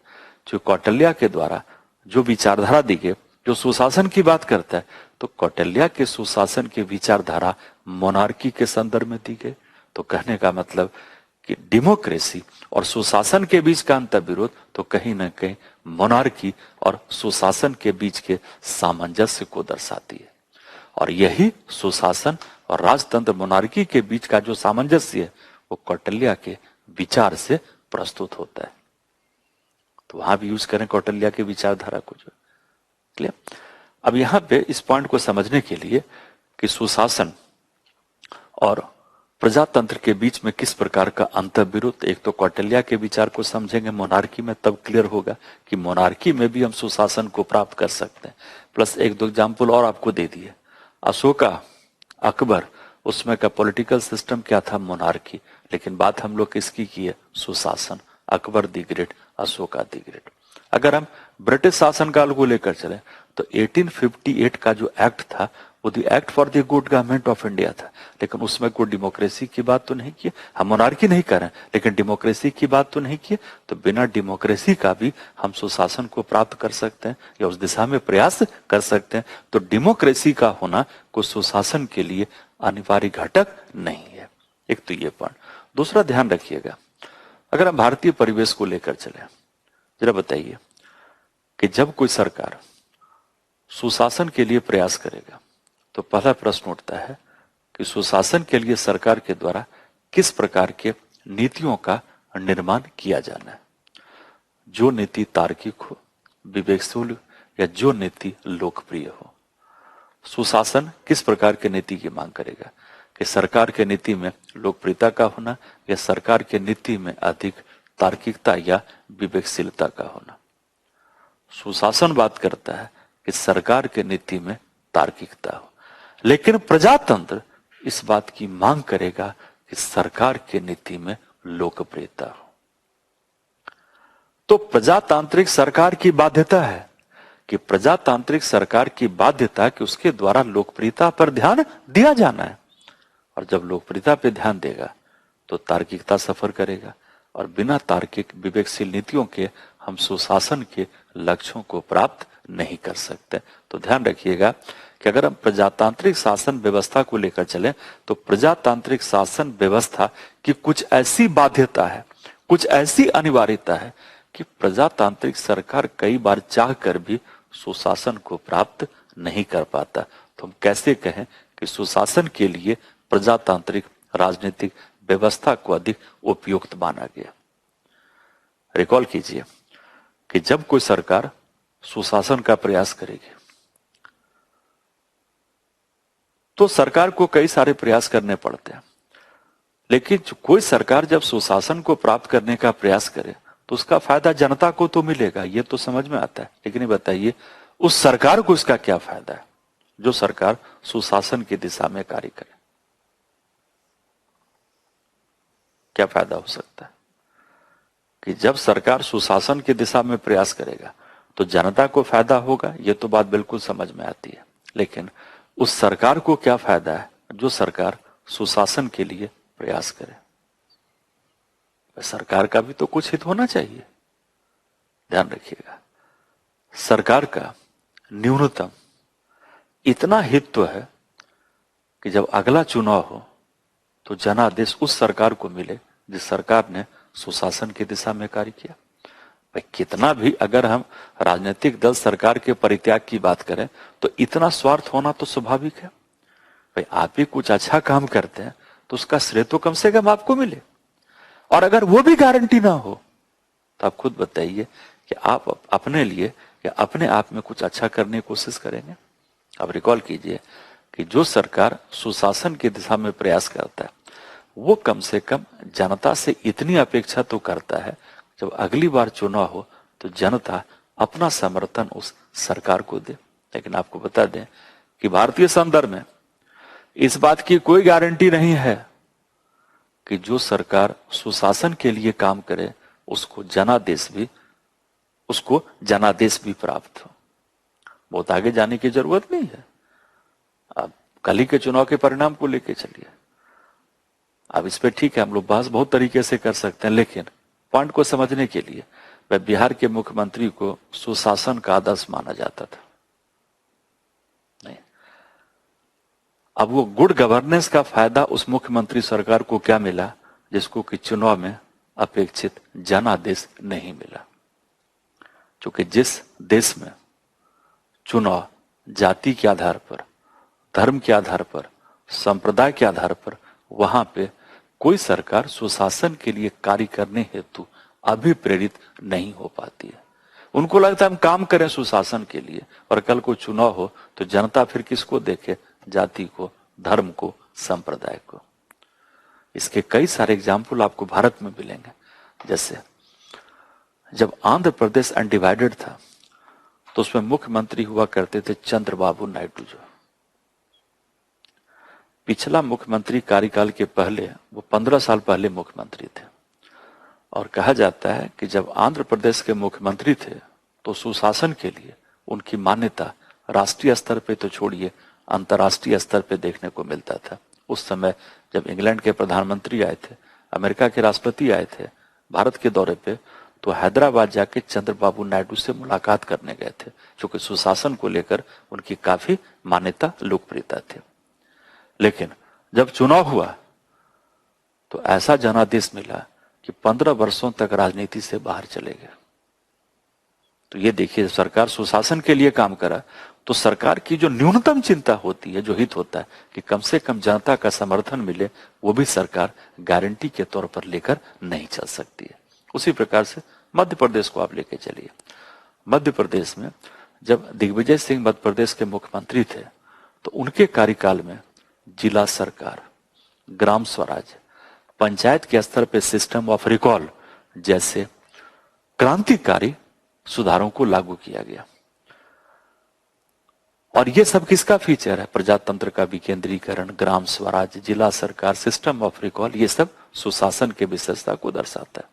लेकिन जब चुनाव हुआ तो जनादेश ऐसा मिला कि ऐसा राजनीतिक सत्ता से बाहर गए कि अपना मानसिक असंतुलन भी कई बार खो देते हैं। तो कहने का मतलब कि भारत में इसके बहुत सारे एग्जाम्पल है जहां की सरकार ने सुशासन की दिशा में प्रयास किया, और सरकार की जो न्यूनतम अपेक्षा थी उनको जनादेश मिले तो उनको जनादेश भी प्राप्त नहीं हुआ। इसलिए कहा जाता है कि वर्ल्ड बैंक ने सुशासन की बात की।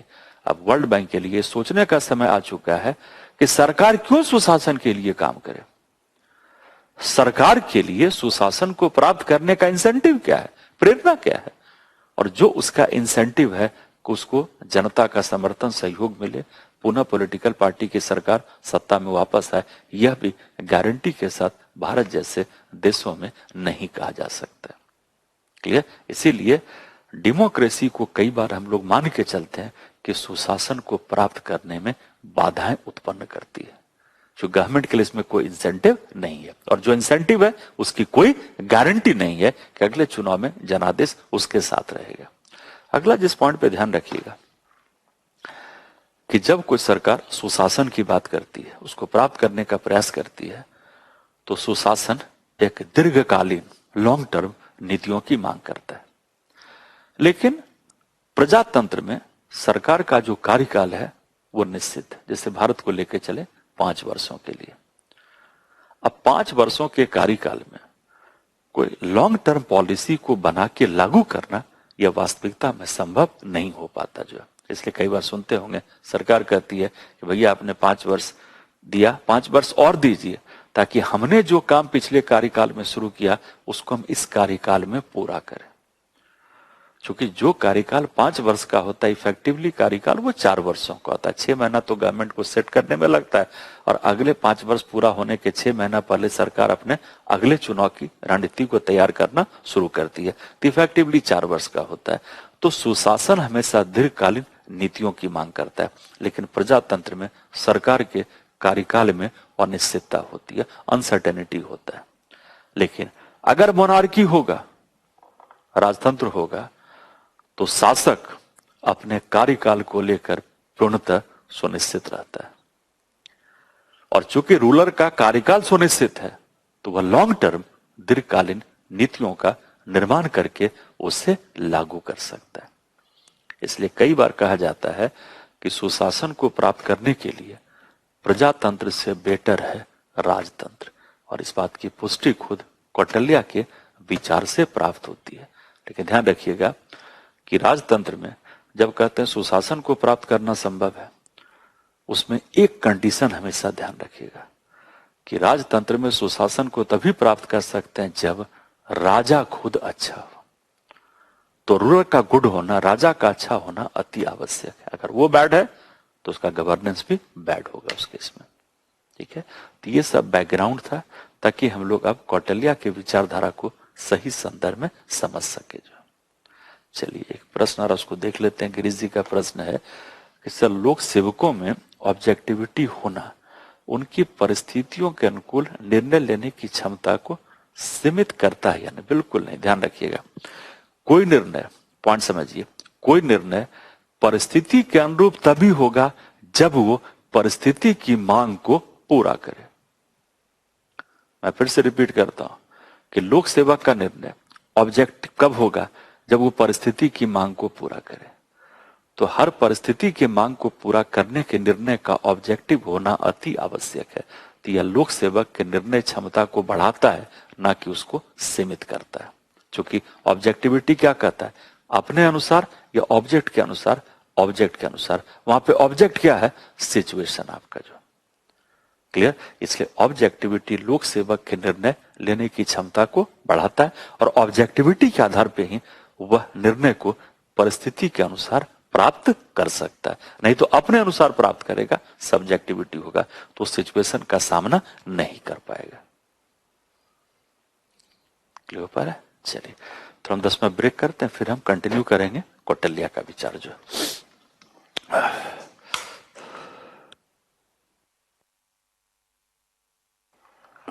ठीक है, स्टार्ट कर दो। चलिए तो अब आइए कौटिल्य की विचारधारा जो है। चलिए तो बैकग्राउंड डिस्कस करने के बाद अब कौटिल्य की विचारधारा को समझेंगे सुशासन के संदर्भ में। चलिए कुछ पॉइंट नोट करते जाइए। नंबर 1, कौटिल्य के द्वारा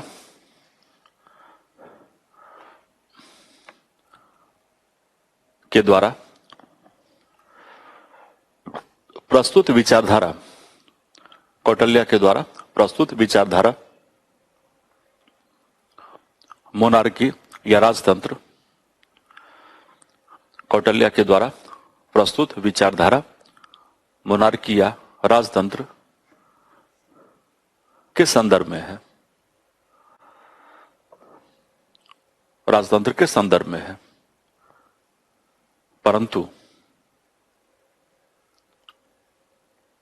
परंतु उनके विचारधारा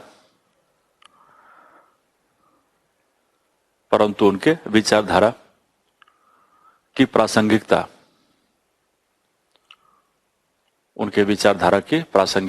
एवं उपयोगिता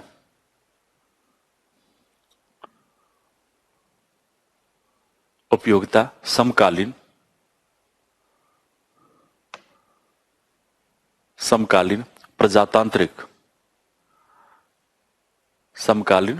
प्रजातांत्रिक राजनीतिक व्यवस्था के, रिपीट अगेन, समकालीन प्रजातांत्रिक राजनीतिक व्यवस्था के संदर्भ में भी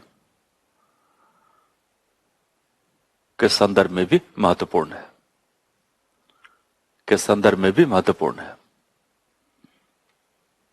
तो यहां पे जिस पॉइंट को समझने का प्रयास करेंगे कि कौटिल्य का विचारधारा मोनार्की के संदर्भ में, उसकी प्रासंगिकता आज के प्रजातांत्रिक राजनीतिक रूपरेखा के संदर्भ में भी देखने को मिलता है। एक पॉइंट और ऐड कीजिए, कौटिल्य का दृष्टिकोण सुशासन ऑब्लिक नैतिक शासन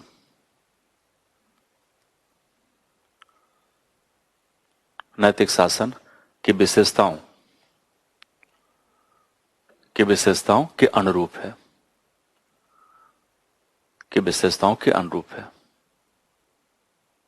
एवं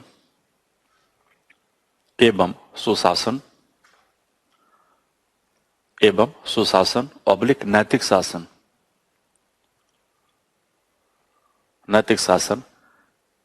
के मानकों के रूप में, शासन के मानकों के रूप में जिन पहलुओं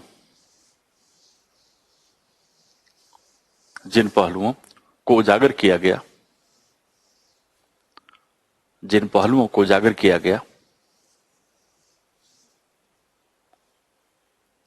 वह वर्तमान संदर्भ में भी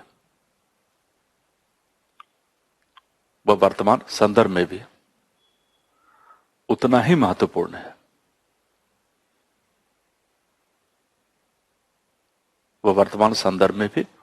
महत्वपूर्ण है। तो इन सारे पॉइंट्स को ध्यान में रख के चलिएगा जब कौटिल्य के विचार का हम लोग विश्लेषण करेंगे। चलिए अगला पॉइंट ऐड कर लीजिए। कौटिल्य के अनुसार राजा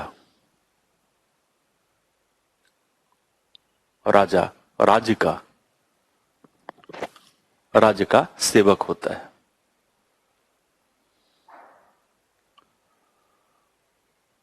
अतः राजा को जन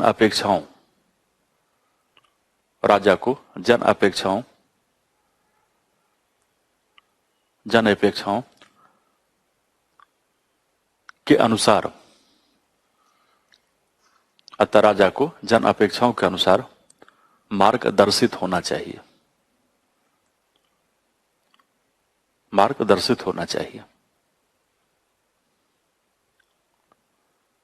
राजा को अपने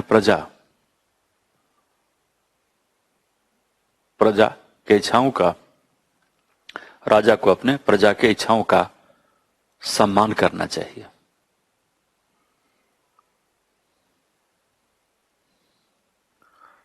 राजा की प्राथमिकता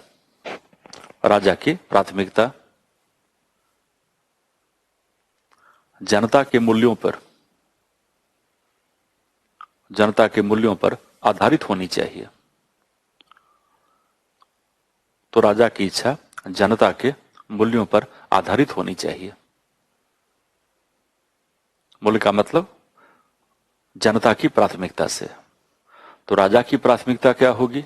राजा की प्राथमिकता वही होगी जो कि जनता की प्राथमिकता होगी। राजा किसको मूल्यवान मानेगा? उसी चीज को जो कि जनता जिसे मूल्यवान मानती है।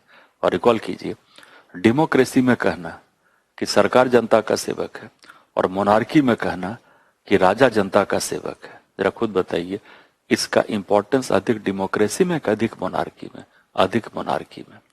और जो बात कौटिल्य मोनार्की में प्राप्त करना चाहता था वो डेमोक्रेसी के विशेषता के रूप में दर्शाया जाता है। सोचिए कौटिल्य का विचारधारा कितना अपने आप में क्रांतिकारी था। चलिए अगला ऐड कर लीजिए।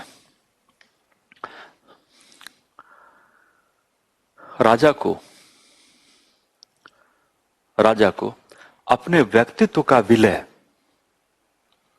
राजा को अपने व्यक्तित्व का विलय अपने कर्तव्य एवं उत्तरदायित्व के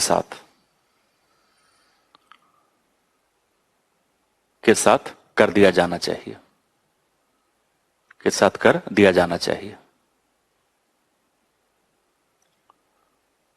अब यहां पे रुकिए।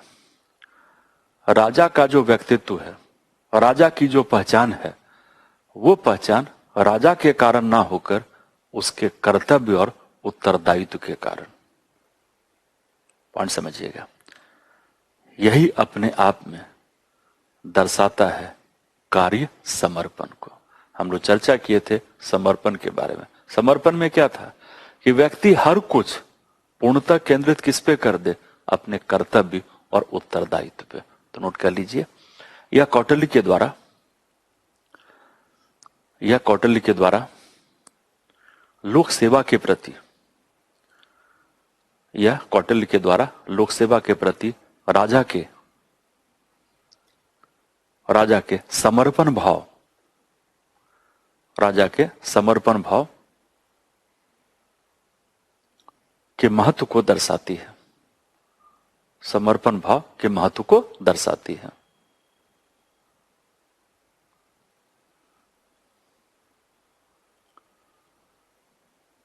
अगला पॉइंट ऐड कर लीजिए। जन कल्याण, पब्लिक वेलफेयर, जन कल्याण को सुनिश्चित करने हेतु एक सुचारू प्रशासनिक व्यवस्था का होना आवश्यक है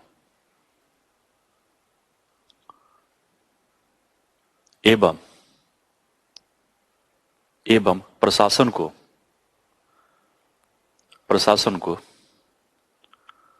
लोक सेवा के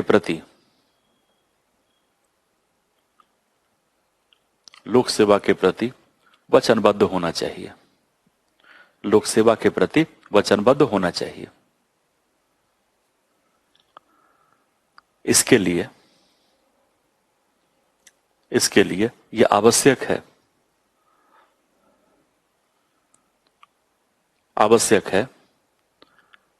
कि लोक अधिकारियों का व्यवहार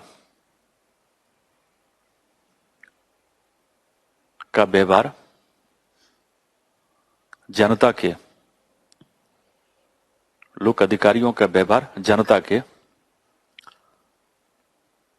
सेवक के रूप में होना चाहिए, जनता के सेवक के रूप में होना चाहिए, ना कि स्वामी के रूप में, सेवक के रूप में ना कि स्वामी के रूप में। अब जिस पॉइंट को हम लोग को समझना यहां पे है, लोक अधिकारी का व्यवहार जनता के सेवक के रूप में, ना कि जनता के स्वामी के रूप में। अब जरा बताइए कि लोक अधिकारी जनता के सेवक के रूप में काम करे, क्या इस प्रकार की भावना को कभी हम विधि या कानून के द्वारा सुनिश्चित कर सकते हैं? अगर विधि कानून के द्वारा यह सुनिश्चित होता तो आपको बता दें कि किसी भी देश के विकास की तस्वीर ही कुछ और होती है। यहां तक कि आप भारत को ही लेकर चलिए, लोक अधिकारी जनता का सेवक है। कितने अधिकारी मन से इस बात का एहसास करते हैं वो जनता का सेवक है? ज्यादा एटीट्यूड क्या होता है, जनता का स्वामी है जो है। अब इस प्रकार की भावना को हम कानून के द्वारा विकसित नहीं कर सकते। इसके लिए लोक प्राधिकारी में या लोक अधिकारी में खुद के नैतिक दायित्वों का होना अति आवश्यक है। जैसे हम लोग कहते हैं लोक सेवक, लेकिन भारत के कितने लोक सेवक हैं जो लोक अधिकारी की तरह व्यवहार नहीं करते हैं? तो कहने का मतलब कि सेवक के रूप में काम करना, सेवा भाव से काम करना, इन प्रकार की जो अनुभूति है, फीलिंग है, उसके लिए लोक सेवक के स्तर पे, लोक कर्मचारी के स्तर पे नैतिक दायित्वों का होना अति आवश्यक है। अगला कीजिए। नैतिक शासन, नैतिक शासन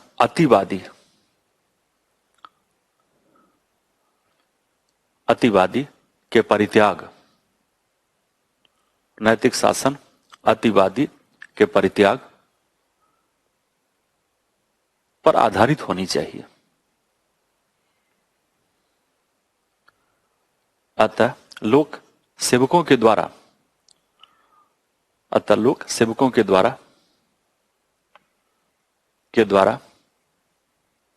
मध्य मार्ग, यानी बुद्धा का जो था मिडिल पाथ, मध्य मार्ग का अनुसरण करना चाहिए, मध्य मार्ग का अनुसरण करना चाहिए।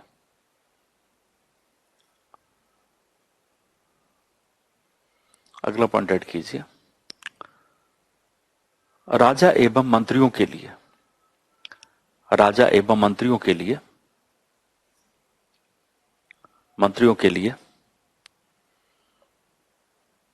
एक अनुशासित जीवन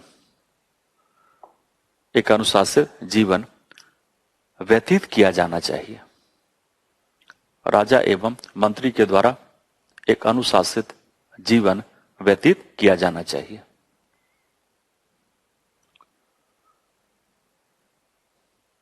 अतः राजा और मंत्रियों को आचरण संहिता, कोड ऑफ कंडक्ट,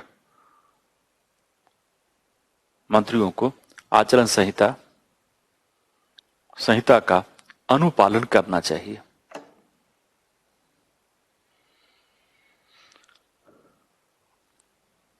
ताकि समाज के लिए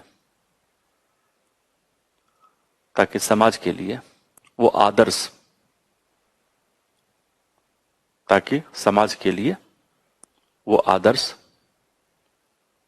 प्रतिमान या प्रारूप प्रस्तुत कर सकें, रोल मॉडल, समाज के लिए आदर्श प्रतिमान या प्रारूप, रोल मॉडल प्रस्तुत कर सकें।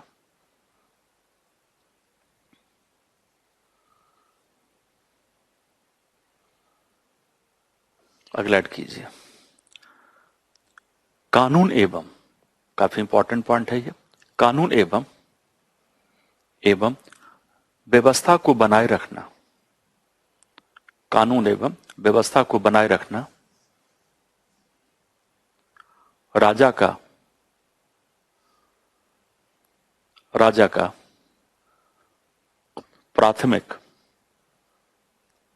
प्राथमिक दायित्व होता है, ताकि व्यक्ति के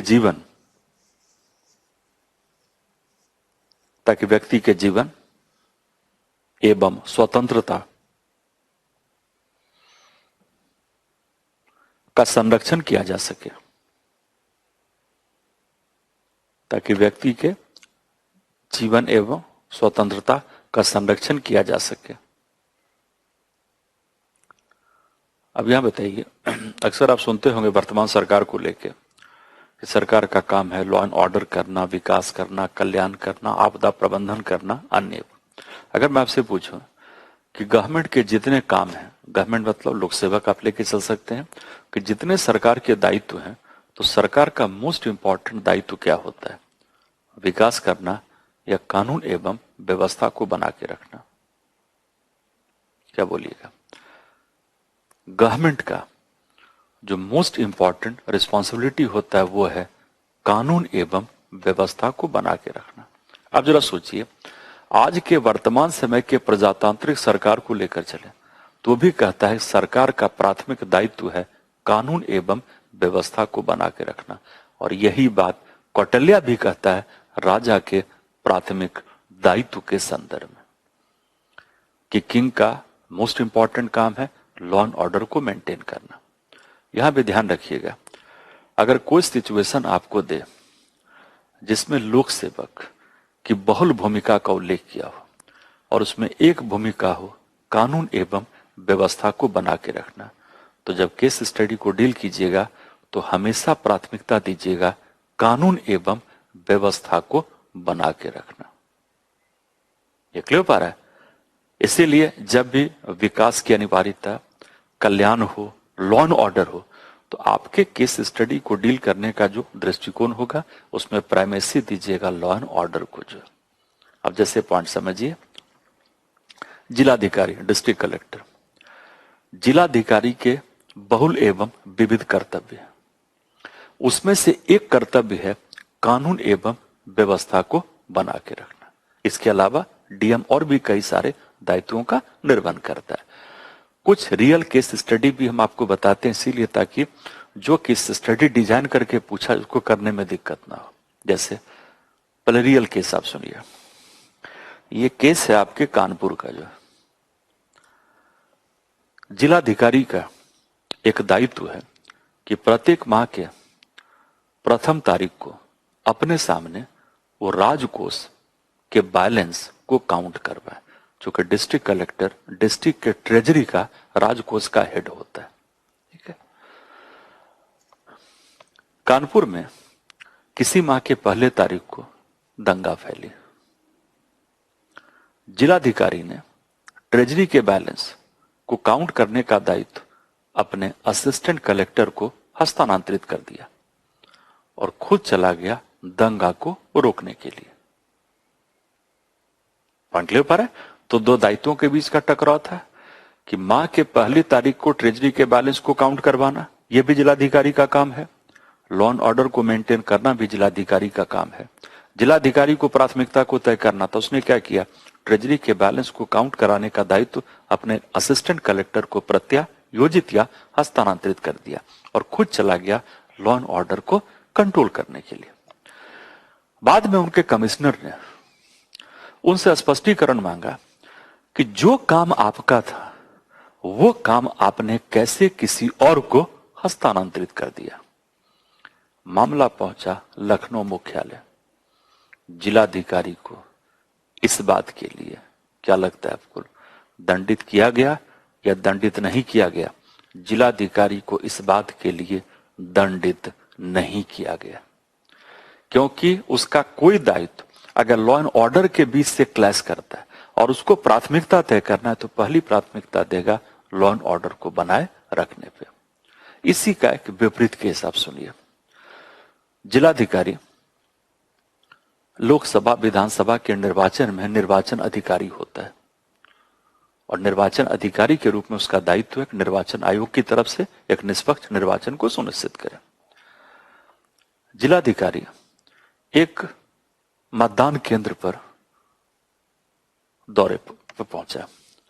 जब मतदान केंद्र पहुंचा तो वहां पहुंचकर जो मतदान से संबंधित अधिकारी थे, पीठासीन अधिकारी बाकी जो था, तो मतदान केंद्र के अंदर जिलाधिकारी ने जो मतदान से संबंधित अधिकारी उनको वो गाइडलाइन दे रहे थे कि आपको कैसे इलेक्शन को संपन्न करना है।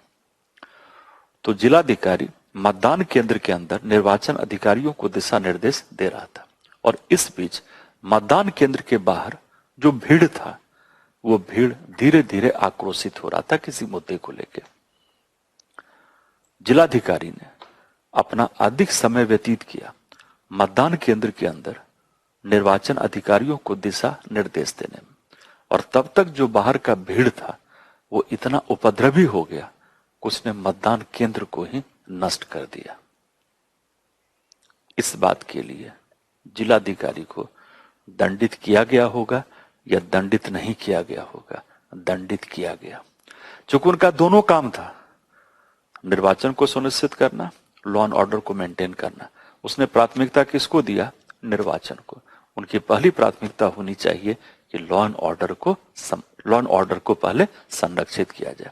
और ध्यान रखिएगा कि लॉ एंड ऑर्डर से समाज में एक अनुकूल वातावरण उत्पन्न होता है और बिना अनुकूल वातावरण को प्राप्त किए हम कभी भी विकास और कल्याण को सुनिश्चित नहीं कर सकते।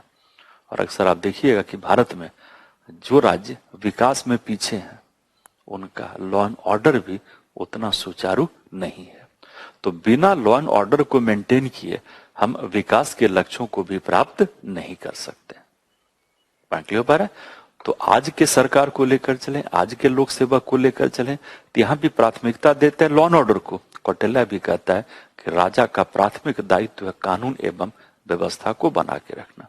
और जहां तक अभी चर्चा हम लोग के तो सुशासन में जवाबदेहिता, आपको बता दें कि कौटिल्य में जो जवाबदेहिता है वो आज के जवाबदेहिता से अधिक प्रभावी है।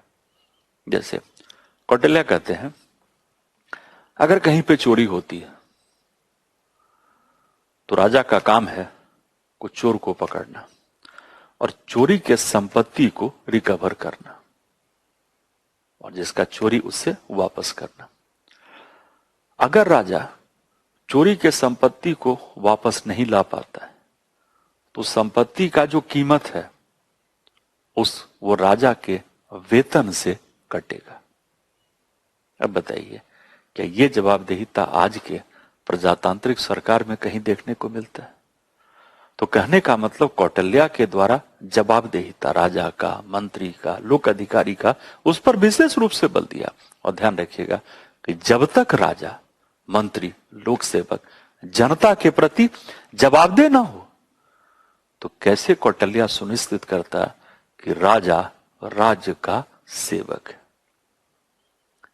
लोक अधिकारी जनता का सेवक है। क्योंकि सेवक होने का पहला कंडीशन क्या है कि वह अपने स्वामी के प्रति जवाबदेह हो। तो कहने का मतलब कि बिना जवाबदेहिता के हम इस बात को सुनिश्चित नहीं कर सकते कि राजा राज्य का सेवक है। इसलिए कौटिल्य के द्वारा बड़ा ही प्रत्यक्ष जवाबदेहिता को प्राप्त करने पर बल दिया गया। अगला ऐड कर लीजिए, राजा कौमा मंत्रियों एवं लोक सेवकों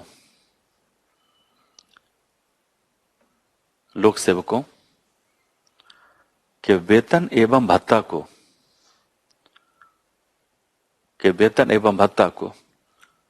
निश्चित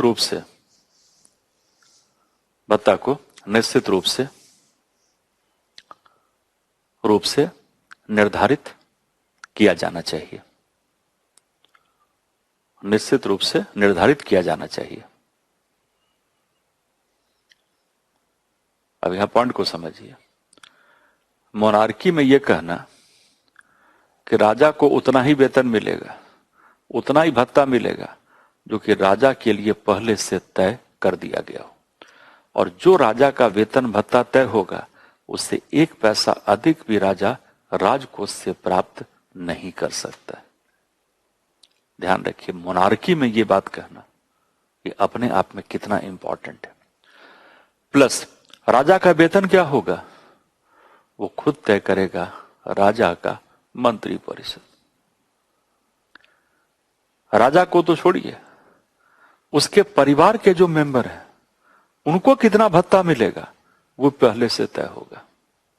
यहां तक कि जो राजा की रानी कहना उचित नहीं, रानियां कहिए, जो राजा की रानियां होती थी उनका भी भत्ता पहले से फिक्स होता था।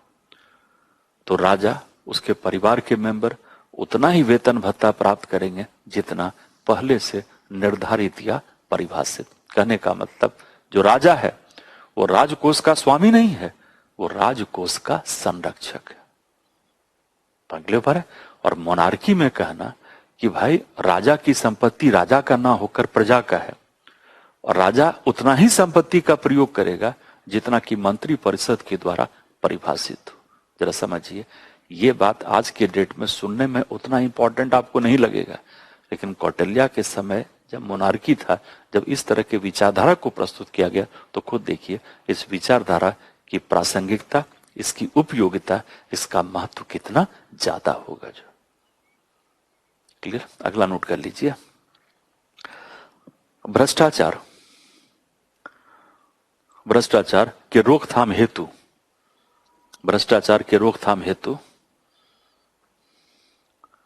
हेतु कौटिल्य के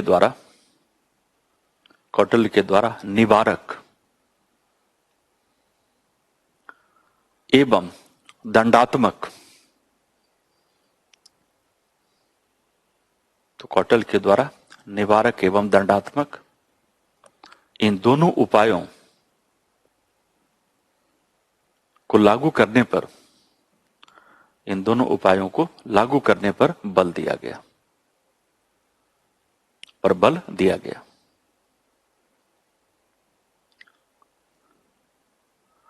चूंकि हम लोग ऑलरेडी चर्चा भ्रष्टाचार के बारे में कर चुके हैं और उसमें जो है हमने भ्रष्टाचार के समस्या के समाधान के उपाय को छोड़ दिया था, इसीलिए वो उपाय काफी विस्तृत, जैसे सिलेबस में सूचना का अधिकार था, उपाय बना, सिलेबस में कोड ऑफ कंडक्ट था, उपाय बना, सिलेबस में सिटीजन चार्टर था, उपाय बना।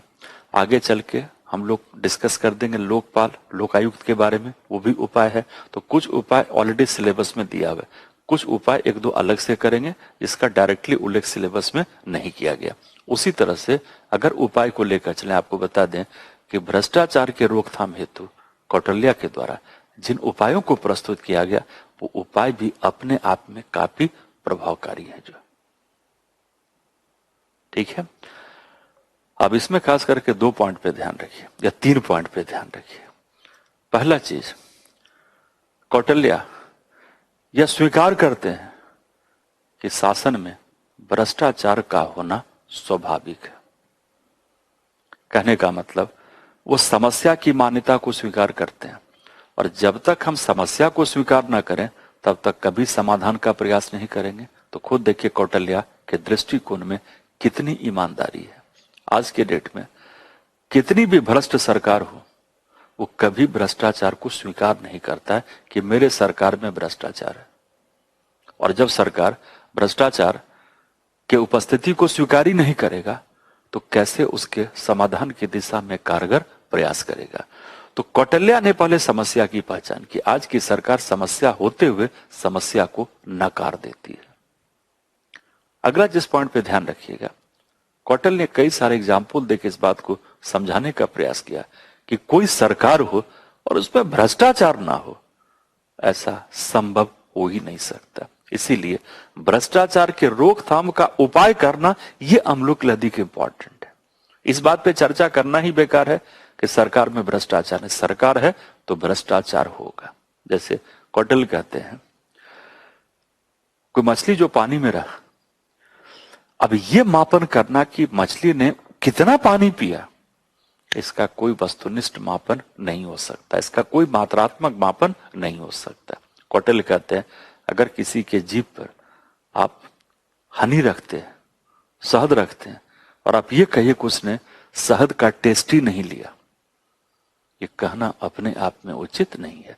तो जो व्यक्ति सरकार में काम करता है, सरकार के पास स्वनिर्णय की शक्ति होती है। जब स्वनिर्णय की शक्ति होंगे तो शक्ति के अभ्यास में इसके दुरुपयोग की संभावना हमेशा बनी रहती है। तो पहला पॉइंट ध्यान रखिएगा कि कौटिल्य भ्रष्टाचार के उपस्थिति को स्वीकार करते हैं। दूसरा चीज, भ्रष्टाचार के रोकथाम का 2 उपाय, एक प्रिवेंटिव निवारक कि भ्रष्टाचार ना हो इसके क्या उपाय, और दंडात्मक इसको कहते हैं प्यूनिटिव कि भ्रष्टाचार हो जाए तब उसके इसमें क्या किया जाए। तो कौटिल्य दोनों पर ध्यान देते हैं।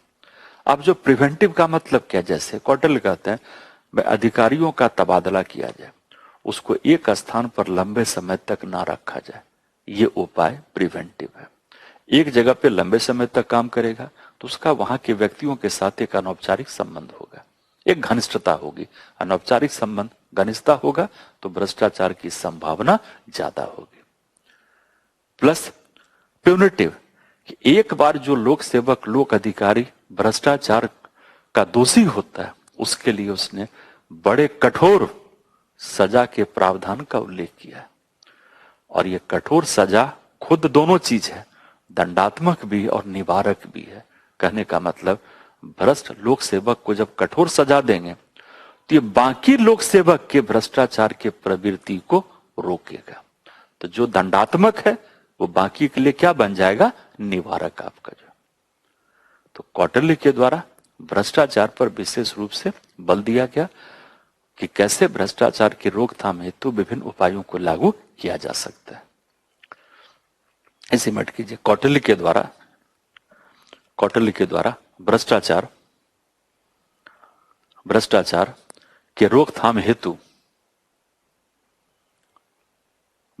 के रोकथाम हेतु बहुल एवं विविध उपायों का उल्लेख या वर्णन किया गया।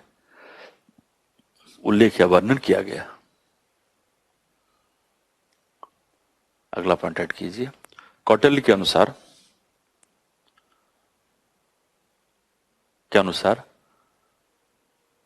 सारी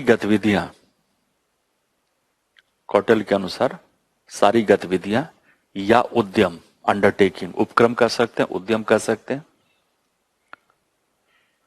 राजकोष पर। तो कौटिल्य के द्वारा सारी गतिविधियां उपक्रम या उद्यम राजकोष पर निर्भर करती है। अतः राजकोष पर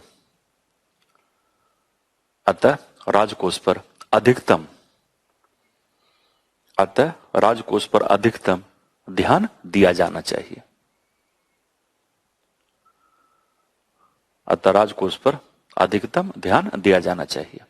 अब बताइए, जब कौटिल्य राजकोष पे अधिकतम ध्यान देने की बात करते हैं, क्या इससे मिलता जुलता कुछ हम लोग अपने सिलेबस में टॉपिक को डिस्कस किए जो कौटिल्य के इस दृष्टिकोण की इंपॉर्टेंस को दर्शाता है?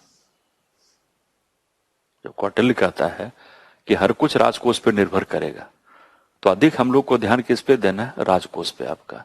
तो अधिक ध्यान राजकोष पे देने की जो बात कौटिल्य के द्वारा की गई, क्या हम लोग के कुछ पिछले क्लास के डिस्कशन के टॉपिक से मेल खाता है? इसी को हम लोग डिस्कस किए थे, लोक निधि का उपयोग। और लोक निधि का उपयोग क्या है? बेसिकली राजकोष का बेहतर प्रबंधन करना। अगला पॉइंट ऐड कर लीजिए। कौटिल्य के अनुसार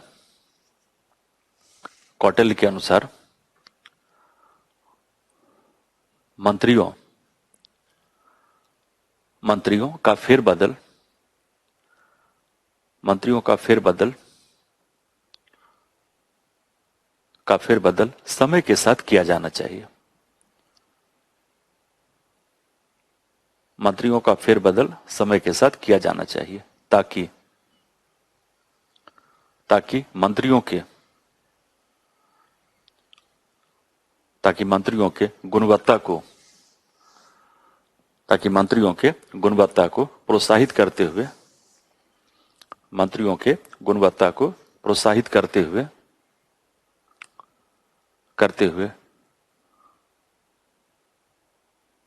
सरकार की कार्यप्रणाली में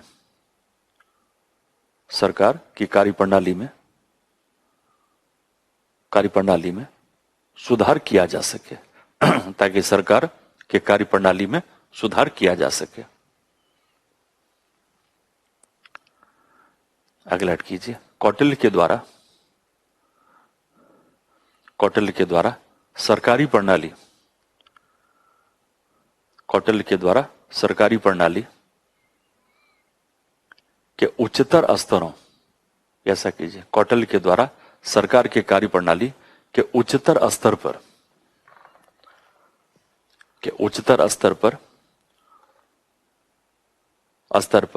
विशेष ध्यान केंद्रित किया गया है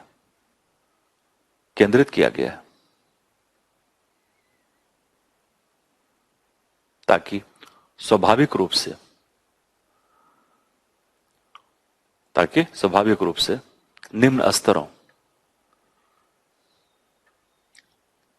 निम्न स्तरों की सत्यनिष्ठा एवं योग्यता को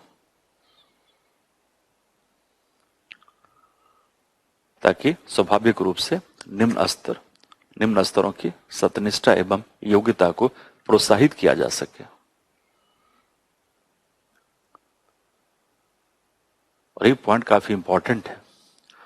जैसे अक्सर वर्तमान सरकार को देखिएगा, वो अपने स्तर पे उतना सत्यनिष्ठा को प्राप्त करने का प्रयास नहीं करता जितना वो निम्न स्तर पे करता है। कौटिल्य कहता है उच्च स्तर पे सत्यनिष्ठा होगा, ईमानदारी होगी, तो ऑटोमेटिक इसका सकारात्मक प्रभाव पड़ेगा निम्न स्तरों पे। तो कौटिल्य के अध्ययन का केंद्र बिंदु माना गया संगठन या सरकार का उच्च स्तर आपका जो। क्लियर? अगला पॉइंट ऐड कर लीजिए। कौटिल्य के द्वारा राजा के संदर्भ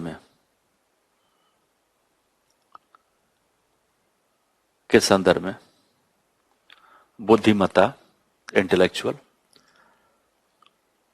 कौटिल्य के द्वारा राजा के संदर्भ में बुद्धिमत्ता, ऊर्जा,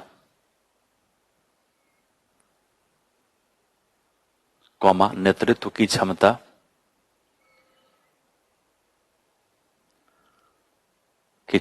के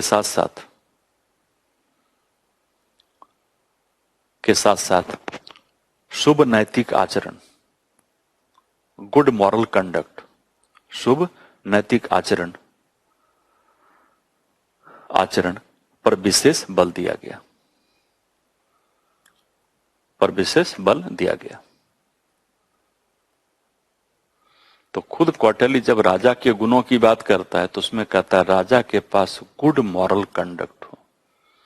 तो खुद कौटिल्य के दृष्टिकोण में राजा के नैतिक आचरण के अनुपालन पर विशेष बल दिया गया।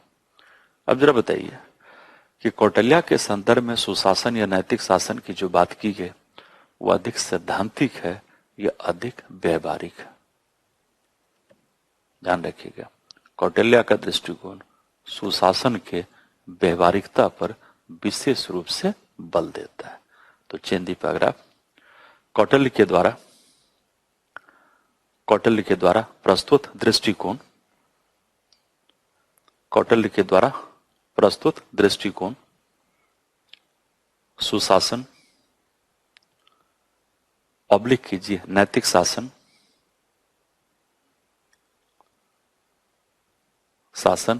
के व्यवहारिक पक्ष पर विशेष बल देता है।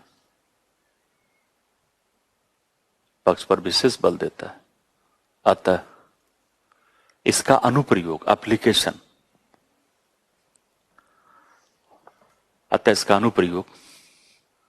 अधिक संभव हो पाता है। और यह भी कौटिल्य के विचारधारा का विशेष महत्व है। अगर कौटिल्य अधिक सुशासन के सैद्धांतिक पक्ष की बात करता है तो उसकी व्यवहारिकता कम होती है, वो अधिक इसके प्रैक्टिकल व्यवहारिक पक्ष को लेकर, इसीलिए इसका जो एप्लीकेशन अनुप्रयोग है वो अधिक बेहतर तरीके से संभव हो पाता। अब जैसे वर्ल्ड बैंक की बात हमने की, तो वर्ल्ड बैंक ने जो सुशासन के विशेषता की बात की वो अधिक सैद्धांतिक है, जबकि कौटिल्य का दृष्टिकोण सुशासन को प्राप्त करने की दिशा में अधिक वास्तविक और व्यवहारिक है। इसलिए कौटिल्य के दृष्टिकोण में अधिक आपको मिलेगा प्रैक्टिकलिटी जो है। लेकिन सुशासन को लेकर वर्ल्ड बैंक, एक विचारक का नाम सुने होगा मैक्स वेबर आपका जो, तो कई बार कौटिल्य वेबर की तुलना हम लोग करते हैं तो वहां भी कहते हैं कि वेबर का दृष्टिकोण सैद्धांतिक था, कौटिल्य का दृष्टिकोण व्यवहारिक है जो। इसलिए कौटिल्य की तुलना में अगर करें वेबर से तो इसको अधिक हम अनुप्रयोग के रूप में शामिल कर सकते हैं, जो कि वेबर के केस में अधिक सैद्धांतिक पक्ष को दर्शाता है जो। क्लियर? तो ये सब कुछ इंपॉर्टेंट पॉइंट ध्यान रखिए कौटिल्य में जो। एक बार सारे पॉइंट्स को देख लीजिए, कहीं कोई दिक्कत हो तो बताइए। ठीक है, चलिए। तो कौटिल्य के साथ हम लोग और भी अन्य विचारकों की चर्चा करेंगे जो हम लोग के लिए इंपॉर्टेंट है, लेकिन विचारक को कितना भी डिस्कस कर लें वो लिस्ट कभी अपने आप में कंप्लीट नहीं होगा। और अधिक इसमें भी क्या कीजिए, कुछ इंपॉर्टेंट विचारक को हम डिस्कस करेंगे तो विचारक को पढ़ने का दृष्टिकोण उसको डेवलप कीजिए और एक सेल्फ स्टडी का पार्ट बनाइए कि इंपॉर्टेंट जो व्यक्तित्व है, नेता, सुधारक, उसको अपने स्तर पे शौक से पढ़ते रहिए। क्योंकि ये टॉपिक शौक से पढ़ने का, मजबूरी में इसको पढ़ने का नहीं, क्योंकि इसका लिस्ट कोई अपने आप में अंतिम हो ही नहीं सकता जो। ठीक है, चलिए। तो अगले क्लास में तो केस स्टडी आप करके आइएगा, एक उस पर ध्यान रखिए, और विचारक को हम लोग आगे कंटिन्यू करेंगे। तो पहले कुछ भारतीय विचारक को कर देंगे और तब आ जाएंगे हम लोग कुछ वेस्टर्न विचारक पे जो। ठीक है, चलिए। तो आज की चर्चा से कुछ पूछना हो तो बताइए।